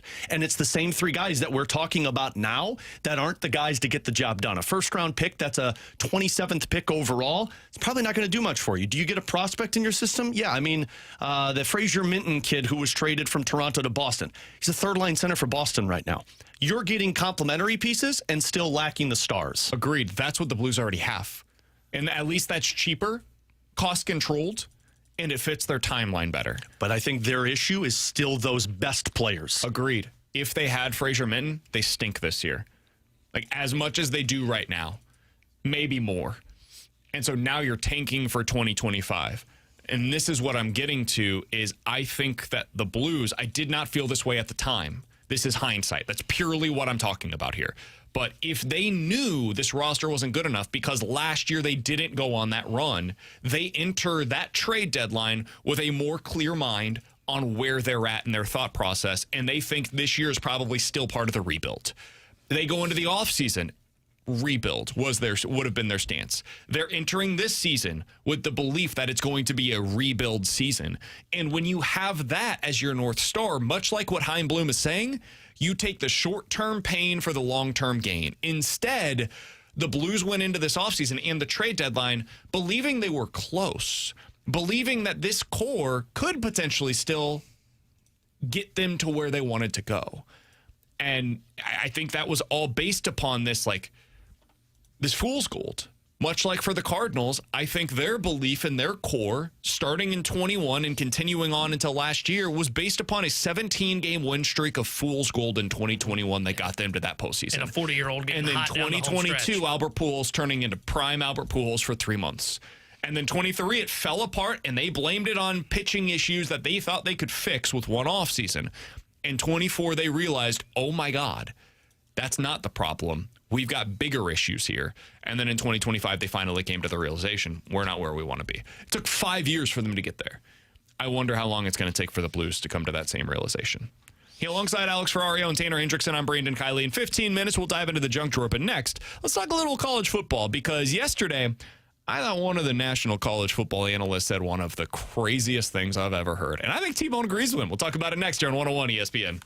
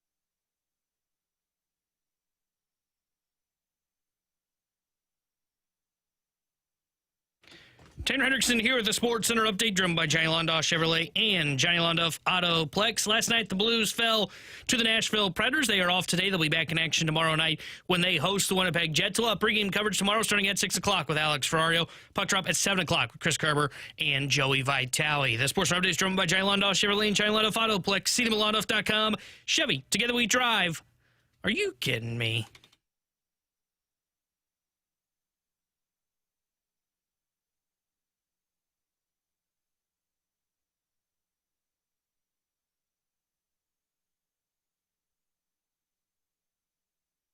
Alongside Alex and T-Bone on BK, some updates from Eli Drinkwitz's availability prior to the Gator Bowl, which Missouri will play in this against year. Virginia. I'm so pumped. Very big game. That matchup sucks. Josiah Trotter is not expected to play. Disagree. Brett Norfleet not expected to play. Those are the two injuries that are keeping players out for Mizzou. They will also have a couple players transfer from the program. See, they don't even want to play in the dang bowl game. Yeah. Can't blame him. Jamal Roberts is not currently in the transfer portal. However, Gabe DeArmond posting on Twitter, Eli Drinkwitz basically made a public plea for Jamal Roberts to take less to stay at Mizzou. The Mizzou backup running back said, quote, Missouri is basically having to beg him to take less to stay with Ahmad Hardy returning to the roster. He asked if anybody in St. Louis has a third-party NIL deal that they would like to have with Jamal Roberts to hit him up. So if you're a company, you want to keep Jamal Roberts, the Mizzou backup running back, go ahead and reach out to Eli Drinkwitz. He would love to hear from you. He shouldn't come back. Selfishly, I would love for him to be back next year. Jamal Roberts is a really good running back. He makes Missouri better by being there. But, I mean, if I put myself into Jamal Roberts' shoes, Alex, okay, I can be a backup on Mizzou, where against the best teams, I'm probably getting 5 to 10 carries. Or I could go start at, like, Oklahoma. Illinois, or a better program like LSU or Florida or some of these other places. We're not going to let that comment slide. No, we will. And if he goes there, he's probably getting 20 carries in most of their games. He has a chance to make real NIL money and to show his worth for NFL programs of what he could do at the next level. I think Jamal Roberts is an NFL running back. I don't know where he gets drafted. Maybe he's a 6th or 7th rounder. That's possible. But he's big, he's strong, he's fast, he runs hard. And everything that I've heard is that he's a great kid. He should leave. In a previous era of college football, he doesn't. He sticks with Mizzou. In this era, he probably should go. If you're just looking at it practically and from a cold-hearted business decision standpoint, it's the smart move for him. Yeah, I mean, if you're not going to be the primary guy, there's going to be a handful of teams that can raise your draft stock in the NFL for future space. I mean, look at who's the running back that transferred this past year. Yes. I mean, he's top 3 in rushing in the SEC. Like, I'm seeing that if I'm Jamal Roberts, and I'm like, yeah, I'm not getting playing time behind Ahmad Hardy, so I might as well go find somewhere where I can be the star. When we fix our O-line at Illinois, Roberts, you'll be able to run for 1,000+ yards. Win is the key word. I think the kids are calling these champagne problems. Ahmad Hardy was a consensus All-American. He, by the way, has some great quotes. He's talking to the media right now. He said about whether or not he's hearing from other teams, quote, I think they know I'm a Tiger, so they ain't hitting me up. He was also asked about some of the stuff that he receives on like social media about all of the awards that he's up for. He said, quote, they put me in all sorts of posts and I just repost them. I don't know what half of this stuff means. Asked about being an All-American, Hardy said, that's supposed to be the best player, so I think it's pretty good. I love the kid. But yeah, like when you have Ahmad Hardy in your backfield, it's great that it sounds like Ahmad Hardy is going to be back next year. Missouri has already lost both of their running backs from last year's recruiting class, both of whom were expected to be future contributors. One of them was a 4-star, and now they're probably going to end up losing Jamal Roberts as well. That's your entire backfield. It's all gone from this year. And that's because they know if I come back, that dude's getting all of the carries. Yeah. So it's tough. It's a tough place to be if you're a college football coach. The other thing, and this is the last piece of Mizzou news before we get to the ridiculous quote that I want to react to here. We're off clock. Yeah, way off clock. Yeah, we got the it better be the junk drawer. Eli Drinkwitz said that one of their top recruits from last year, Alex, is also entering the transfer portal. He was a defensive end out of Florida. The expectation is he had a chance to start next year. Javion Hilson is his name. He was, I think, probably on a 2-year deal, and now Drinkwitz said, quote, he's not practicing with us. When asked about whether he has officially entered the portal, he said, I don't know how it works, but he's not practicing with us. Well, I want to say he might be in the portal. What a time, man. I don't know how these coaches deal with high school recruiting. This guy joined the roster last year. No true freshman defensive end starts, so he knew he wasn't going to start. Played a little bit this year, played like 40 snaps. Was in line to potentially at least be a rotation player for Mizzou next year, and he's gone. I stress out with 3 children. This is like having 150 children that you're dealing with at all times. Yeah, this is why this is why coaches get out. We talked a bit on National Signing Day, which was 2-3 weeks ago, and I said, boy, Illinois, great recruiting class. I have no idea how much it matters because of what we've seen with Mizzou. And again, there's nothing that Mizzou's doing wrong, right? They're bringing in a good recruiting class. They're bringing in talent. They're going to supplement. They're going to make these guys part of the core if they practice hard, work hard. And in 2 years, when you get guys that graduate out, that's when most football players at the collegiate level start playing is their junior, senior years. Maybe you move into a rotation, like you said, your sophomore year. Mm-hmm. But a lot of kids don't want to wait around. And to be fair, if you are a top-end prospect, a 5-star kid or a high-ranked 4-star, you might be able to transfer out from a rotation to go be a part of a starting defensive end at a smaller Power 4 school. And then if you play well, guess what? You can move right back up to one of these top schools. This is what Damon Wilson did. Damon Wilson was part of a rotation at Georgia, came to Mizzou to get that, not the number 1 reps. He wanted to be the number 1 defensive end on a really solid team, but not at the same level as Georgia. I can acknowledge as much as a Mizzou fan. Mizzou's not Georgia. That's fine. So we got more opportunities there, and now he's a top 75 pick in next year's draft. It worked. Zion Young came from Michigan State. He played there, came to Mizzou, was there for a couple of seasons, and now is a top 75 pick. Josiah Trotter was a really good player at West Virginia, decided to transfer up. Now he's a potential top 75 pick by coming to Mizzou and playing. So it works both ways. Mizzou has both lost good players because of the transfer portal. You mentioned Quan Lacey, and they've also added some players, especially on the defensive side of the ball, in order to help them as well. Kevin Coleman, slot receiver for them this year. He didn't come from nowhere. The guy played at Mississippi State last year, was, I think, top 5 in the SEC in receptions. Came to Mizzou because he saw a better opportunity there to play on a better team than what he would have been at Mississippi State. What Altmaier did. He wasn't going to beat out Jackson Dart for quarterback. No way. Got an opportunity. Yep.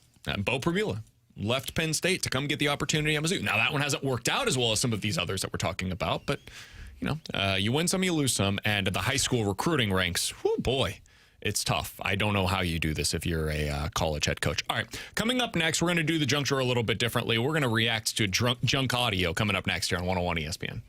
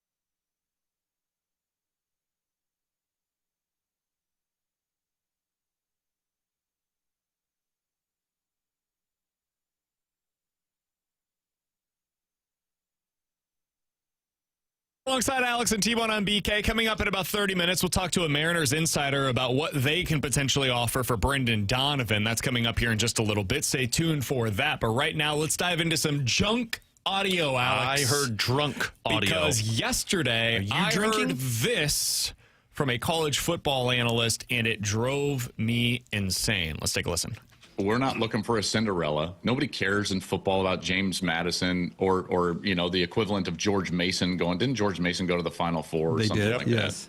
Nobody cares in football about that. We don't want Cinderellas. We want the best teams playing each other at the end. In fact, hot take. I mean, like the hottest of all takes that I've ever had in my entire life. Spicy. The NCAA basketball tournament is a joke. It's the dumbest tournament and the least fair tournament in all of sports. We go and we put teams at odd times on neutral sites in a one-game affair. Like, that doesn't crown a true champion. We're not doing anything that tells us who's the best team over the course of the entire season. Like, if anything, the NCAA basketball tournament should act exactly like the old World Cup, which we should have groups. They should all get guaranteed 3 games, and they should be played at the higher seeds arena so that those seeds are rewarded for a quality game. And that way we don't just get to see, Kentucky one and done against George Mason or something like that. Well, that's stupid. Yeah, the tournament that people ask off of work for the tournament that people get vasectomies the weekend it starts is a joke. So there's 2 sides to this. One, he's right. It's not the best way to crown a champion. You don't get the most deserving champion every year in college basketball. I think that's just factual. Also, it's amazing. We love it. It's like one of the greatest sporting events of the year. We live for upsets. What's he talking about? We don't like the Cinderella.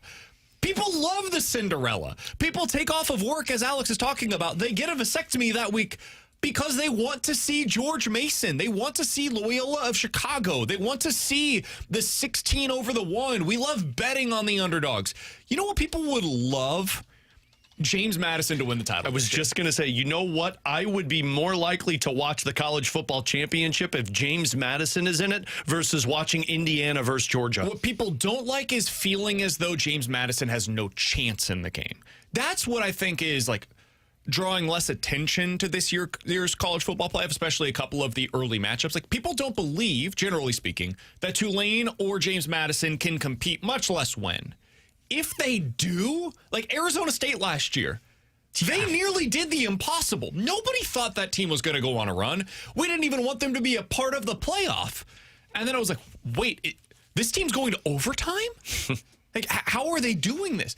So the idea that people don't like an underdog story, that's the part that I think is just crazy from what you heard there with Joel Klatt.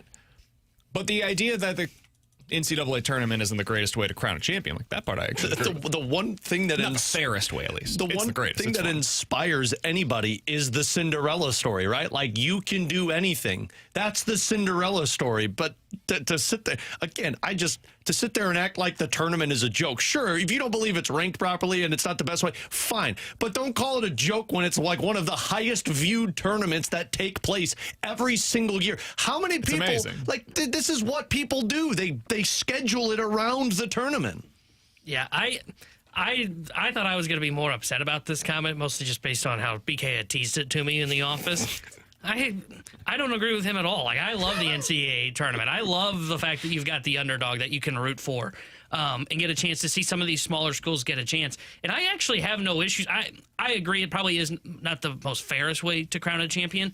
You know what great teams do? They don't slip up, right? Like, that. This is one thing that I also have a problem with, that people say, oh, my number 2 seed, like me, for example, with Illinois as a 2 seed. Oh, man, we didn't get to the tournament final because, it wasn't a fair tournament for us. We drew Loyola Chicago. Yeah, you whine a lot. Well, you know what? If you were a great team, you would have beaten Loyola Chicago. Exactly. Right? Like, this isn't oh, man, it's just unfortunate. No, go out there and do your job and beat them. And that's where I think it gets kind of misconstrued as well. Yeah, I disagree with Joel Klatt completely. And James Madison, let's do this thing. That's bulletin board material. I really hope that at least one of James Madison or Tulane make it interesting. Just make it close.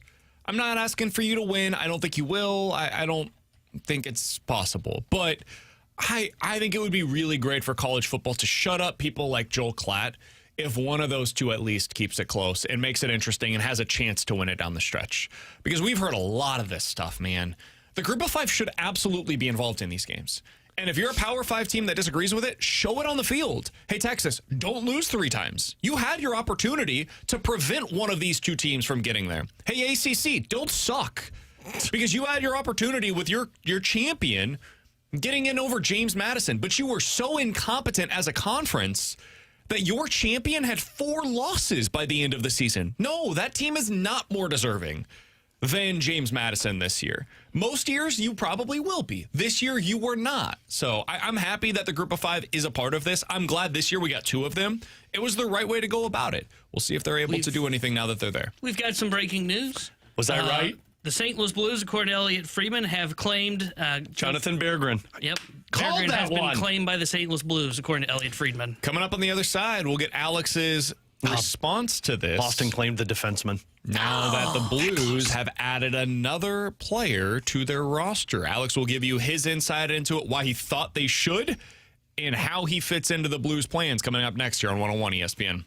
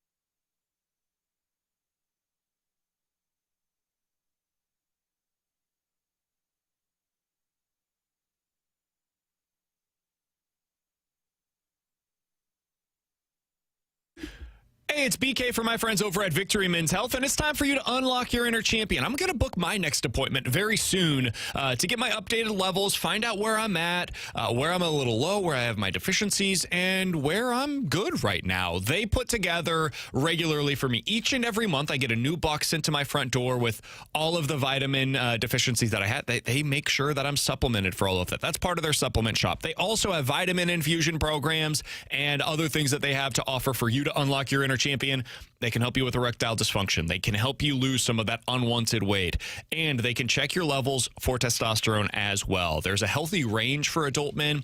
If you're on the lower end of that, they can help boost you up to the upper end. Or if you're well below that, they can help make sure that you have the right levels for your testosterone over at Victory Men's Health. Check them out today. They're online at victorymenshealth.com. Super easy process to book that first appointment. Click in the top right corner of the page. Book now. Put in your name, email, phone number. Tell them BK with the 101 ESPN sent them. And you can book that first appointment with Victory Men's Health. Unlock your inner champion today at victorymenshealth.com.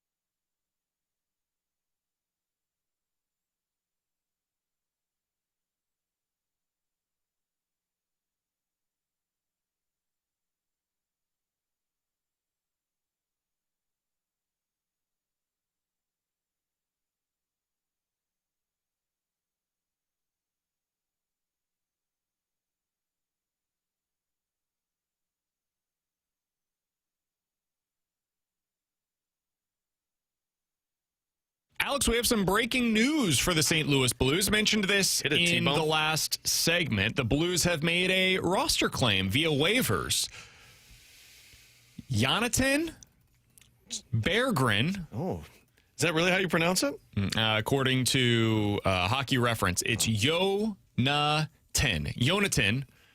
Berggren is the newest member of the St. Louis Blues. He's 25 years old. He was a 12-goal scorer last year. His plus-minus has not been particularly good in his NHL career, but Detroit's been also bad for the last couple of years. absolutely. Former top 35 overall selection in the 2018 NHL draft. He is Swedish, so you've Makes got sense. that. Alex, you said about an hour ago this is a claim that you think the Blues should make. They have now officially made that claim. Why did you want them to do it, and how does he fit into the Blues? And it's an upgrade in its possibilities. Like, I mean, nothing against Hugh McGing or Matt Luff. I think they've played well, but you're hoping that you can go out there and find upside with the player. And look, he's $1.8 million. He's 25, 26 years old. He's an RFA after this season, and this is a guy that can play into your bottom six, middle six. I'm going to say something that's outlandish here, but people know Alex Ferrario, and this is what we do. I doubt this is going to happen for the player. But this is what Boston did with Morgan Geekie. Morgan Geekie was a third-round draft pick that wasn't getting an opportunity to play with Carolina nor Seattle. He was averaging about 12 and a half minutes with the Seattle Kraken, and he goes to Boston. They give him more ice time, and he goes out there and performs. Again, I don't think Jonathan Berggren is going to become a 30-plus goal scorer. Let me reiterate that. But in his career, Detroit has used him primarily as a third or fourth-line player. He's got offensive upside. He scored 15 goals in the NHL. He scored 12 goals in the NHL. I think 2 years ago he scored 24 in the American Hockey League. So why do you put a claim on this? Because it's upside. And there's potential there. And frankly, if I'm the Blues, I'm trying to find a lot more of that. We just discussed with JR about Doug Armstrong's comments about this team. You don't have the ability, at least now, to just start wheeling and dealing guys and trading people out. But you know what you can do? Take playing time away. Robbie Fabry's playing on the top line potentially tomorrow night. Berggren's going to come in, and my guess is he's going to probably play second or third line minutes for you. And if he performs well, he's going to move up into the line. This is at least an opportunity for your team to say, hey, you're not playing well, you lose ice time. So this is why I would have put a claim in on him, and I'm glad that they did. It's a no-risk proposition. It's like they're, I don't want to say it's like starting their offseason early because it's what the moves I'm about to bring up were. It's like the Captain and Vrana put in Texier in the offseason when they made that move. That's kind of what this Sammy move Blais. is. Sammy Blais, yeah. Like it's just, you take a shot, right?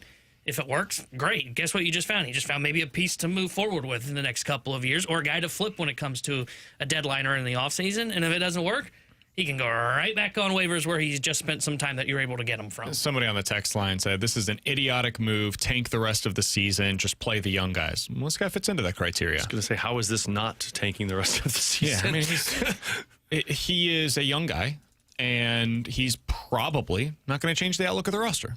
He's probably not going to be here next year. But maybe it works out. Maybe he scores 10 to 12 goals for you, and he becomes another option on that third line. Like, who are they not playing because you got Jonathan Berggren? Nailed it, man.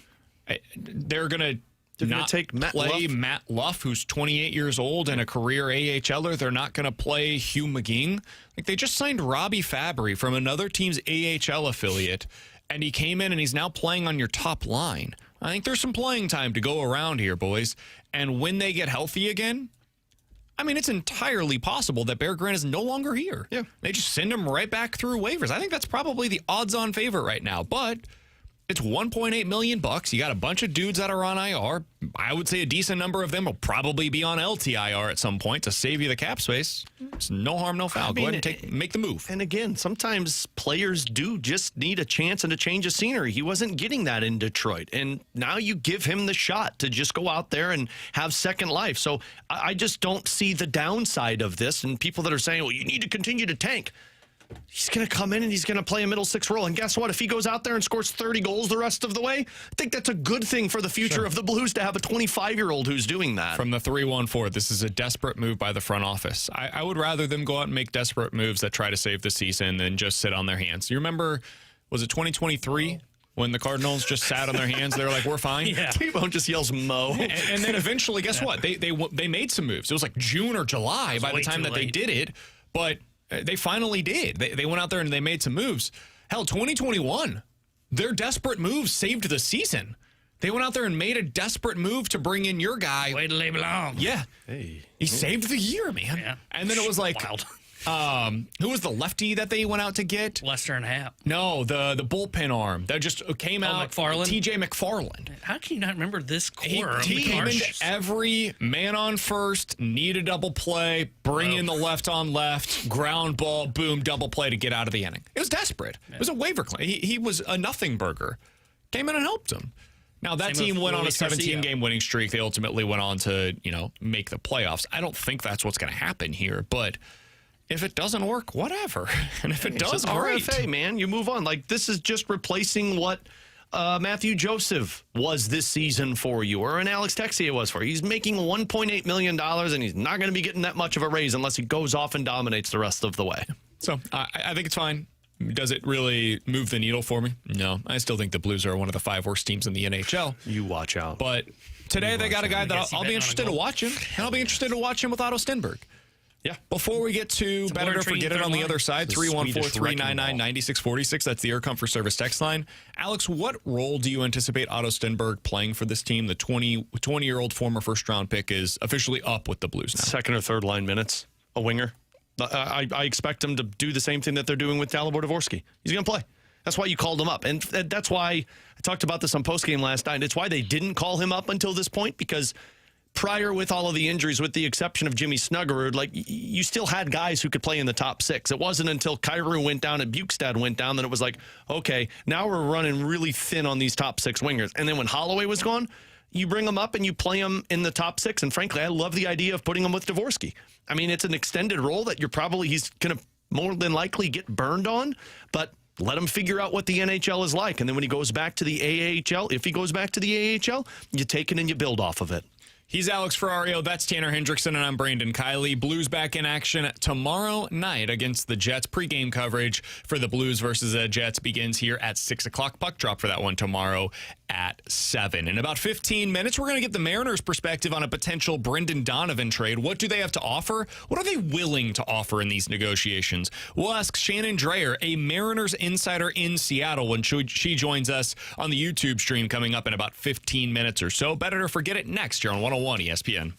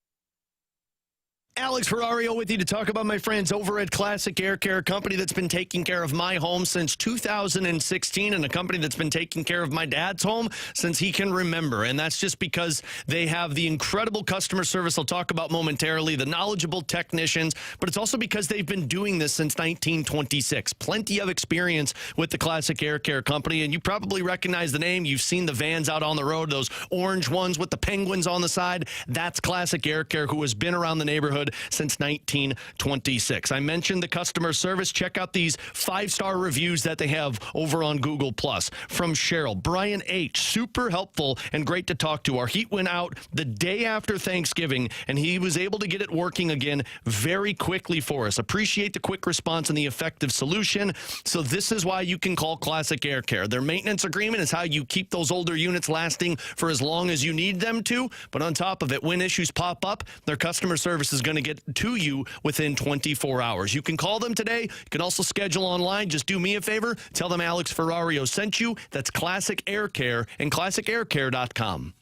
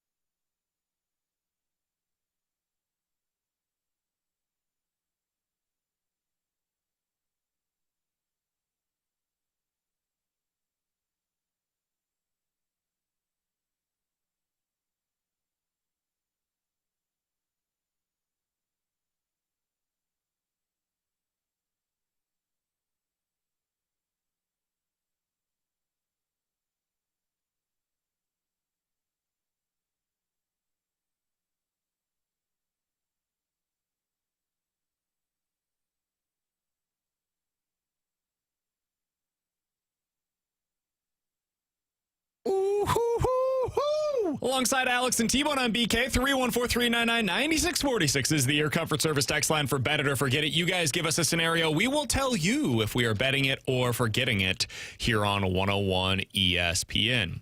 Guys, let's start out with this one. Bet it or forget it. Both the Cardinals and the Blues will have a top 5 selection in the next draft for each respective team. So the 2027 draft for the Cardinals and the 2026 draft for the Blues. Top 5 selection for both of them. I'll bet this. I think the Blues are picking top 5 at worst, top 3 at best, and I kind of side with T-Bone. I think we might be talking closer to 100 losses for the Cardinals this year once all the trades happen and the dust settles. So I'll bet this one. Boy, I've known the Blues have been bad for a couple weeks now, and I knew the Cardinals were going to suck this year. I don't know why with that bet or forget it really hit me. It's going to be a long year, big boy. Well, it's going to be a long couple of years. No, the Blues will fix it by next year. Oh, yeah. Be great next year. I would bet this, yeah. I would think that the chances are Cardinals end up top 5. Same with the Blues, especially if they sell off some pieces. Man, things have gotten rough in the Lou. Bet it. Alex? Guys, I got a fun one for you. Bet it or forget it. The Blues next season will have 5 Swedish players on their roster. How many do they have right now? You're going to make me do a bunch of math. So they got Don't make me look and count. They got Broberg. They've got Berggren if he's still here. They've got Sundqvist if he's still here. You'll have Otto Stenberg, and I put the 5th on there because his brother Ivar Stenberg could be a top 3 pick. Sure, bet it. Why not? Hell yeah, the Swedish national team on the Blues. Just like how Brad Underwood's building team like Euro. Steen seems to be building team Sweden. So, Smart. Yeah, I guess I would bet this. I think that would be the case. You didn't like my bet it or forget it? It's a creative one, man. Yeah, I like it. It's good. God, you know what? Get your attitude out of here. Jeez. I don't know, man. I don't know who the Swedish guy is they could go get in free agency. Let's go back and talk about the drunk drawer. Got him. T-Bone? High five. I'm not going to high five that. Okay, fine. Guys, bet it or forget it. Doug Armstrong will make at least 3 trades before the trade deadline. I'll bet it. I think you'll see Sundqvist go. I think you'll see Falk go. Think of him. And then I think you'll probably see Shen go. And honestly, if they're selling everything off, Matthew Joseph might go.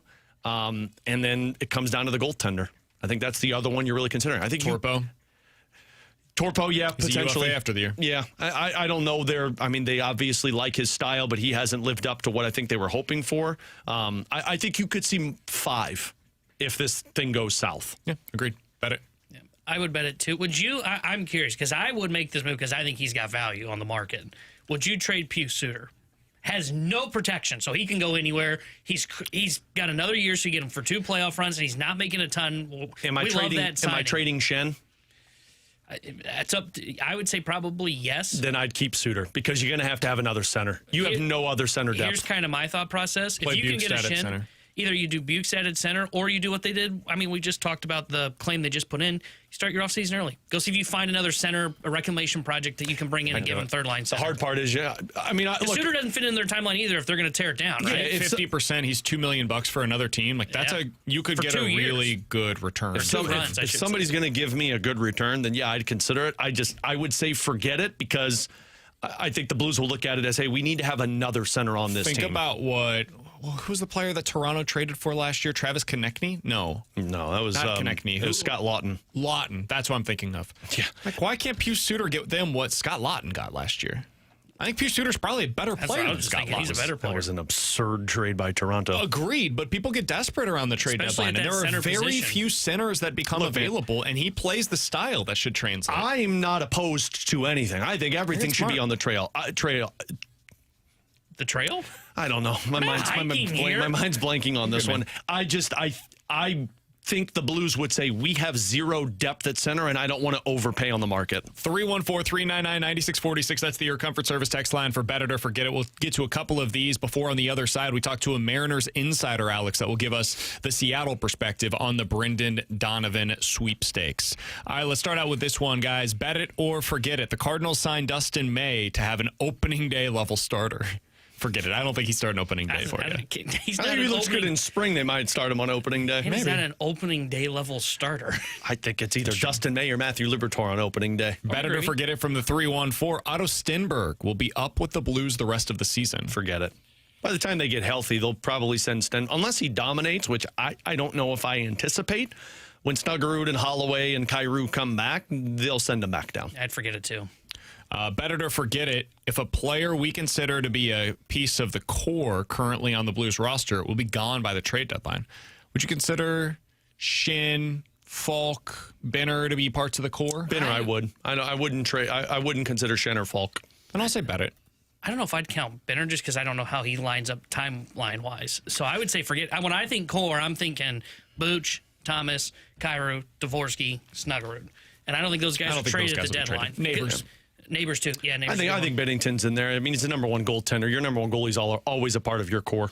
Coming up in about 15 minutes, we'll hit the rewind. A member of the Cardinals core, at least one that we thought was going to be a part of their core, is Brendan Donovan. It sure sounds like he's one of the most sought-after commodities on the trade market in all of Major League Baseball this offseason. The Mariners appear to be hot on the trail for Brendan Donovan. What do they have to offer? What is likely to come the Cardinals' way if such a trade were to go down? We'll ask a Mariners insider about that next year on 101 ESPN.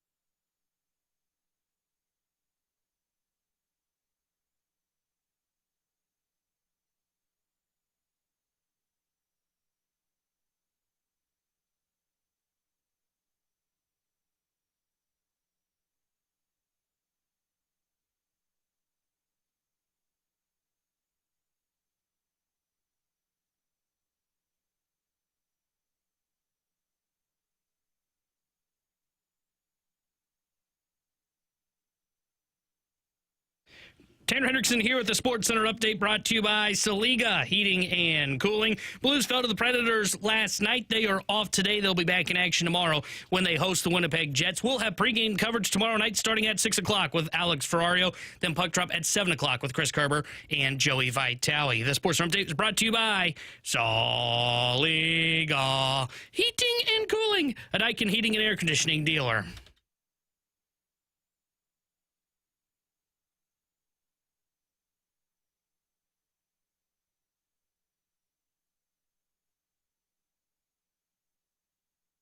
Alongside Alex Ferrario and Tanner Hendrickson, I'm Brandon Kiley. Happy to go out to the Callier and Thompson hotline to be joined by the Mariners insider for Seattle Sports. She's Shannon Drayer joining us here on BK and Ferrario. Shannon, we've been talking a lot about the Brendan Donovan rumors, the negotiations that are taking place behind the scenes right now. All of that from the Cardinals' perspective. Wanted to have you on to give us Seattle's perspective on these negotiations. Thanks for the time joining us here on the show this afternoon. What are you hearing? What is your understanding on Seattle's interest level in Brendan Donovan? Oh, the interest level is high. And, this is a player that the Mariners would be attracted to and that it could fill a need. He's got positional versatility. They like the age group of it. The price, of course, as far as salary for him, it is good. And, it is just exactly the type of player that they tend to look for at this time of the year, somebody that can fit in with what they have already. And with all that said, he's not the only option that they have. They've got multiple directions that they could go. Their main priority right now is that they need to add a significant bat. And I know you look at Donovan and it's more doubles power, but he is somebody that could help out in the leadoff spot, which has kind of been a weakness for them last year. So that would be of interest to them as well. So I think it'll be interesting to see where it goes. The interest is there, and I heard the report that they are a favorite right now. That might be a little bit premature. Other teams could get involved with that, but it is someone of interest. Shannon, as you would imagine, us in St. Louis, we can get a little overly excited when a player like Brendan Donovan potentially gets traded and what the return might be. From the Seattle's perspective, what do you feel like is at least a appetizing return that they'd be willing to give up for Brendan Donovan? Well, it's kind of tough not having the general manager hat myself, but if you look at what they have done in the past, I know that you often hear a lot of big names that are thrown out there or a lot of this is going to cost this or that. I know there's been a lot of they want major league pitching ready or somebody out of the rotation.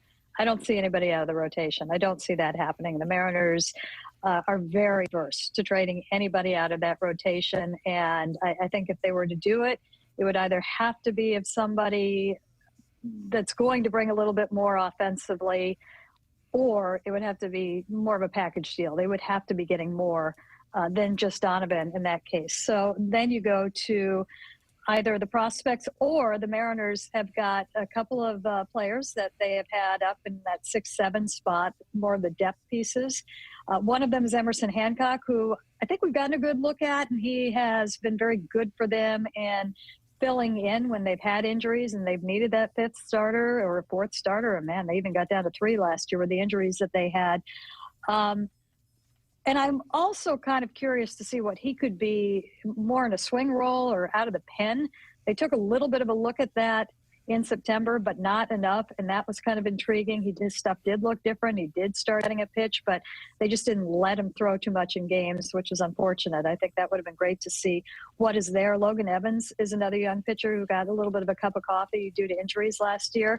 That is somebody who's not completely developed. He came through the system very quickly, much like Bryce Miller had a brilliant second year in the organization and just kind of shot to the top of the prospect list or the next list for them when they needed somebody to come up and fill in and fill that 6 or 7 spot. I think that, either of those two, they would absolutely be willing to deal. And then after that, you're getting down into the prospects. And it would appear that a top prospect might warrant this trade.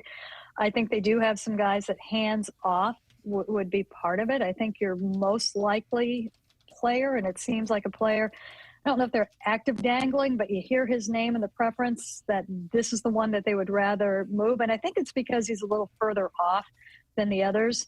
I don't think they want to move Kate Anderson. I don't think they want to move Ryan Sloan. But Jurangelo Sanger, the switch pitcher, I think is somebody that is something that a deal could start with if you're going for pitching. If you're looking on the position side, closest to being ready, Colt Emerson is off the table. That's not going to happen. But a Michael Arroyo might be somewhere where they would go.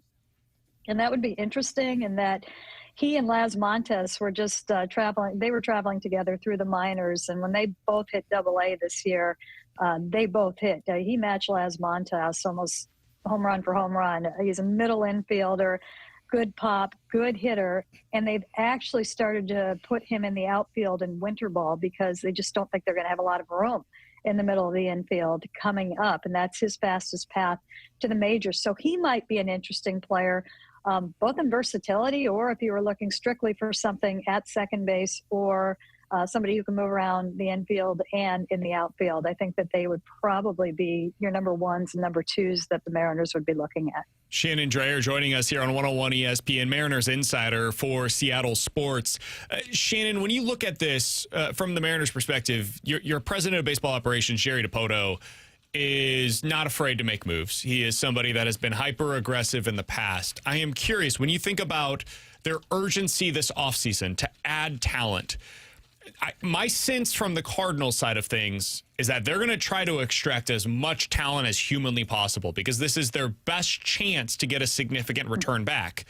Do you get the sense that the Mariners are going to reach that puke point and continue to break through? Is that something that they're willing to do this offseason for somebody like Brendan Donovan?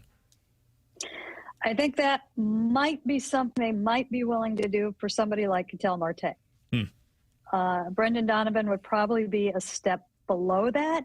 And I think the thing to remember is yes, Jerry has been hyperactive in trading for most of his tenure with the Mariners. The trades that he has made, you almost always come away from them saying, okay, that wasn't as much as I thought, or that wasn't as deep as I thought that they would have to go. The most painful trade as far as prospects at the time that he has made to go so far, you'd probably have to go back to Luis Castillo when they gave up Noelvi Marte for him and Edwin Arroyo in that deal. That was kind of the only one that's really hurt prospect-wise. So I don't think I think there's a possibility, again, if it were Ketel Marte, who's going to bring more power. It's a longer contract, but it's a very reasonable contract.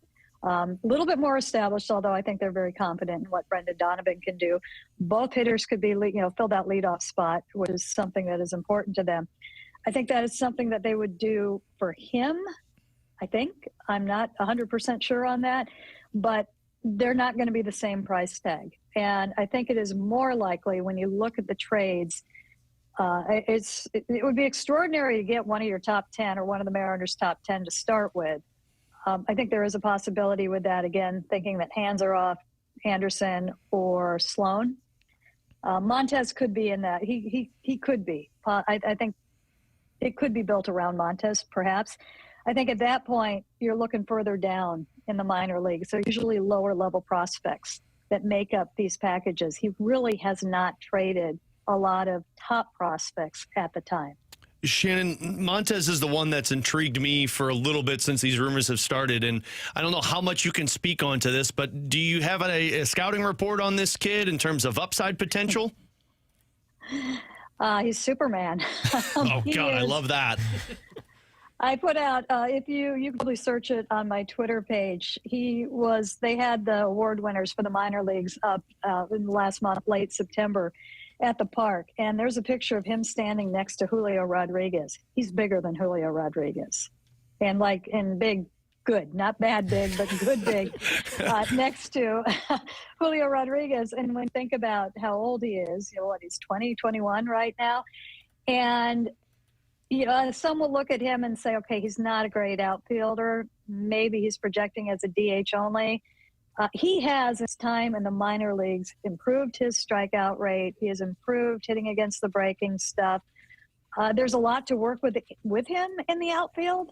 He's got a very strong arm. I think that, you think about how young he is, and if you get him with a good coach and get him out there quite a bit and more experience, I think he'll be serviceable. out there. You think back, I mean, Julio Rodriguez, they had on the corners to start with, and now he's an all-star center fielder and, very close to Gold Glove. I think there's still room for growth with him in all aspects of his game, but he has been very, the power threat is absolutely there, and I can speak to him as a human being. He is just an absolute quality individual. That is what I would miss the most if he were to be included in a trade. The other player that I wanted to get your scouting report on is Durangelo. You mentioned him. He's the ambidextrous pitcher that I know that got a lot of buzz in the draft year when he came out in 2024. How has his development gone since he was selected by the Mariners? Where are they at with him right now?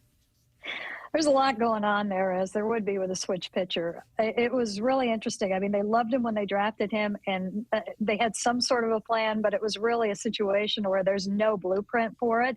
So they were going to kind of take it as it comes and adjust and go that way with it. One of the things they found out when they got him was his right-hand side, his fastball in particular, is better than they thought it was. Like, they're very excited about what he is from the right-hand side. Left-hand side, they don't want to take it away from him completely, but the original plan with him when they got into it and got him going was he would pitch in the rotation.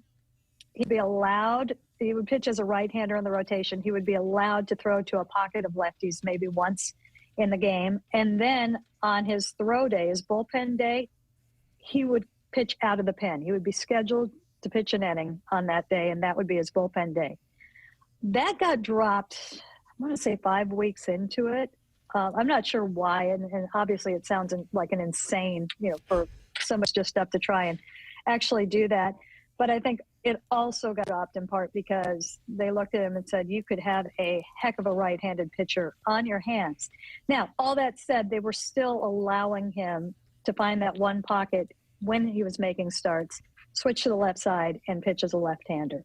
So at this point, I think he is still very much in development and how all of that is going to pan out. But certainly the tools are there, and they like him a lot. Shannon, we appreciate you hopping on with us today, giving us a little bit of insight on the Mariners side of things when it comes to this potential deal. If you had to guess, I know you do reporting. You don't deal in the speculation business as much as we do here on the radio side of things. But I appreciate that. What do you think is the most likely route for the Mariners? If you had to guess today, where do you think they end up going for that bat that they're likely looking for this offseason? I think a lot of people are hoping we are surprised by this. They have a very established track record in what they do. You know that Jerry's going to make a trade, and Justin Hollander, they're going to make trades, and usually it's going to be something that's unexpected, either what they're going for or what they get that player for, and unexpected in a good way, and what they give up. They haven't spent big on the free agent bat. Josh Naylor just signed the biggest free agent contract that Jerry Dipoto has ever given with the Mariners, and he doesn't even really count. They had him at the end of last year. They knew what he was. They also have a lot of confidence in the young players. They want to play Ben Williamson. They want to play Cole Young. They're hoping Cole Emerson can start the season with them. So they can go one of three ways, and this would have been easily solved if they were able to wrap up Blanco, and they weren't. So now things get interesting, and I think there's just a gamble and a risk with all three of them. Do they get uncomfortable with a trade and trade somebody that, is a higher prospect than they wanted to? I don't think they dip into the starting pitching at the big league level. Do they open up the purse strings and put out big dollars for a player that they haven't had before? And that's a gamble. That's a risk for them. But those names are out there. Those pieces are there. They are 1-2 pieces away from taking this thing to the World Series this year. So do they do that? Or, and nobody wants to see this, but if it happens, it wouldn't be the biggest prize, and I wouldn't be too alarmed, but they are very big believers in you can get a lot done during the year. See what shakes out of the first couple of months of the season, and they are committed to seeing these young players. They just traded Harry Ford away, probably undervalued, not much undervalued, but one of the problems there was nobody saw him at the big league level. They couldn't play him. And now they have a chance where they can play these guys and establish their value for themselves and perhaps for others as well. So if it comes to that, they'll survive. But I do think at the very worst, they're going to add something. You know, Gino Suarez is still out there. That's somebody that if he falls to them in terms of maybe he can only get a 1-year contract, that is something I think they would be comfortable with doing again. Brandon Lau in Tampa, it's just 1 year. He would give you the home runs. You could live with everything else at that point. They've got a lot of places that they can put somebody. Ideally, they would like somebody that is like a Donovan or like a Marte.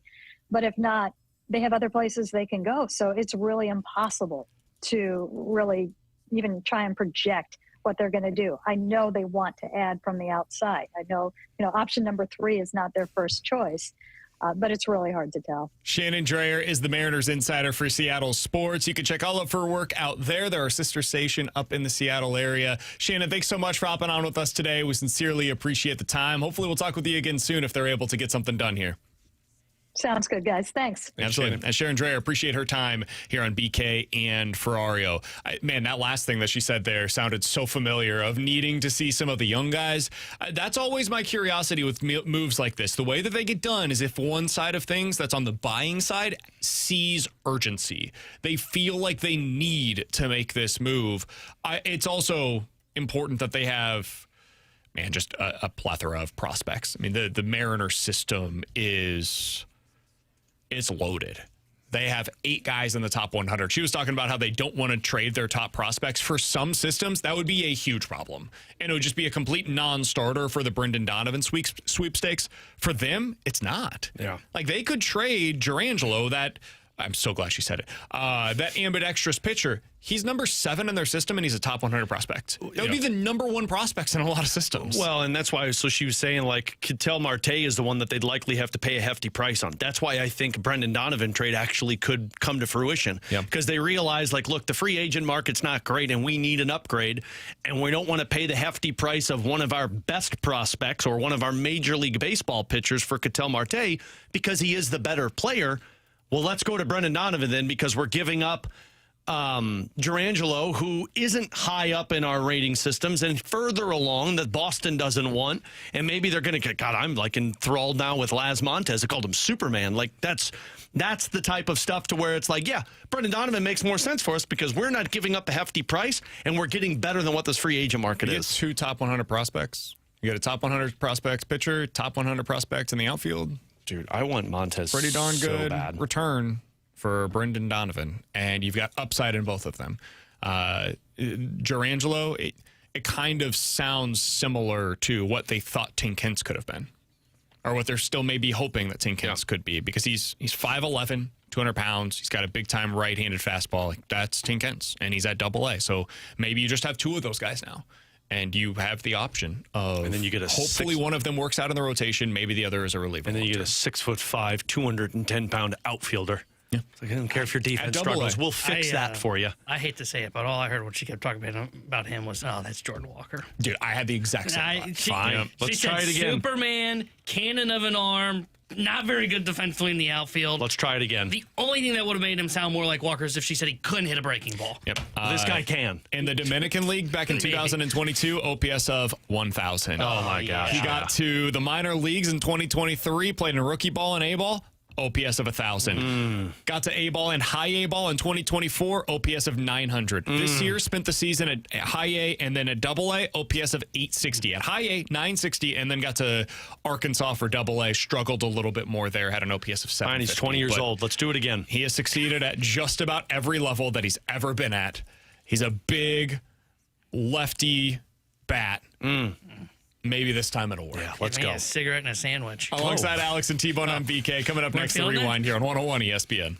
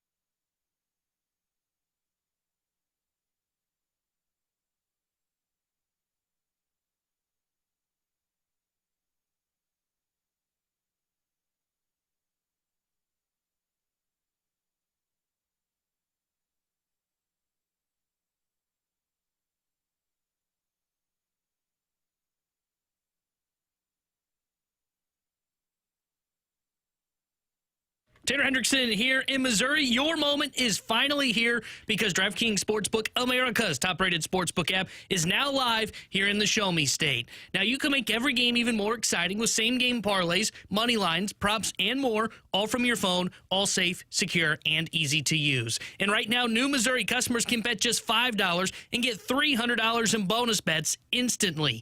No waiting, no nonsense, just pure action, powered by America's top-rated sportsbook app. I'll be in on the action tonight. I'm going Spurs on the money line. Look, they just beat the Oklahoma City Thunder. They're going to beat the New York Knicks tonight, and you can get a 50% NBA profit boost on the DraftKings Sportsbook app. So download that DraftKings Sportsbook app and use my code Tanner, that's code Tanner, as new Missouri customers bet $5 and get $300 in bonus bets instantly. That's code Tanner. The crown is yours. In partnership with DraftKings Sportsbook. Gambling problem? Call 1-800-GAMBLER. 21 plus. Physically present in Missouri. Eligibility and restrictions apply. Terms at DraftKings.com/sportsbook. Bonus bets expire 7 days after issuance. For additional terms and responsible gaming resources, see sportsbook.draftkings.com/promos.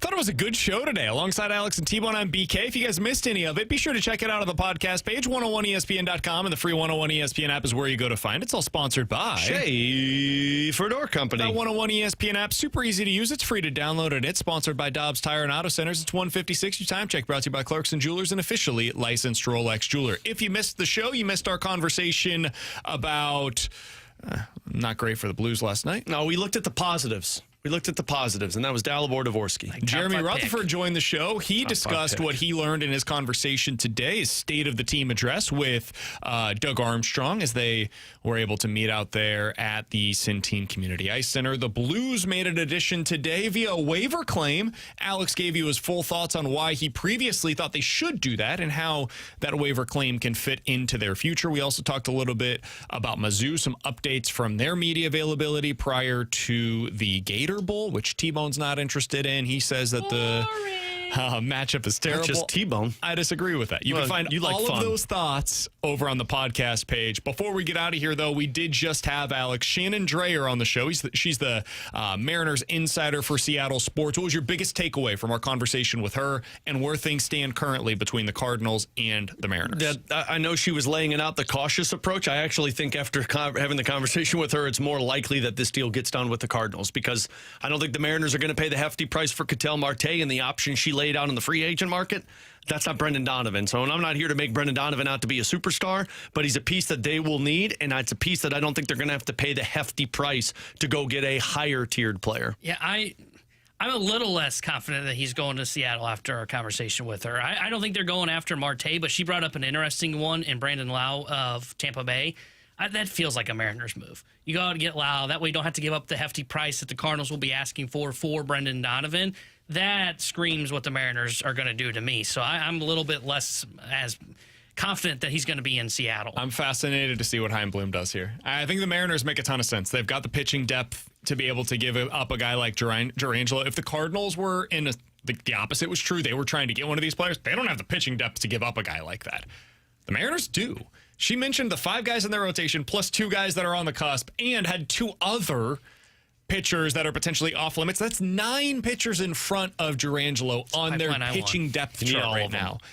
And he is a guy that could immediately become, I don't know, top 3 to 4 arm in the Cardinals system. That's the kind of thing that you need to add. If you could add in another high-level prospect position player alongside that for Brendan Donovan, I think they get this thing done. I think the Mariners are the perfect match for what the Cardinals are looking for. We'll continue giving you all of the updates as they come on those sweepstakes. We will talk to Chris Kerber, the voice of the Blues, tomorrow. For Alex and T-Bone, I'm BK. The Fast Lane's coming up next year on 101 ESPN.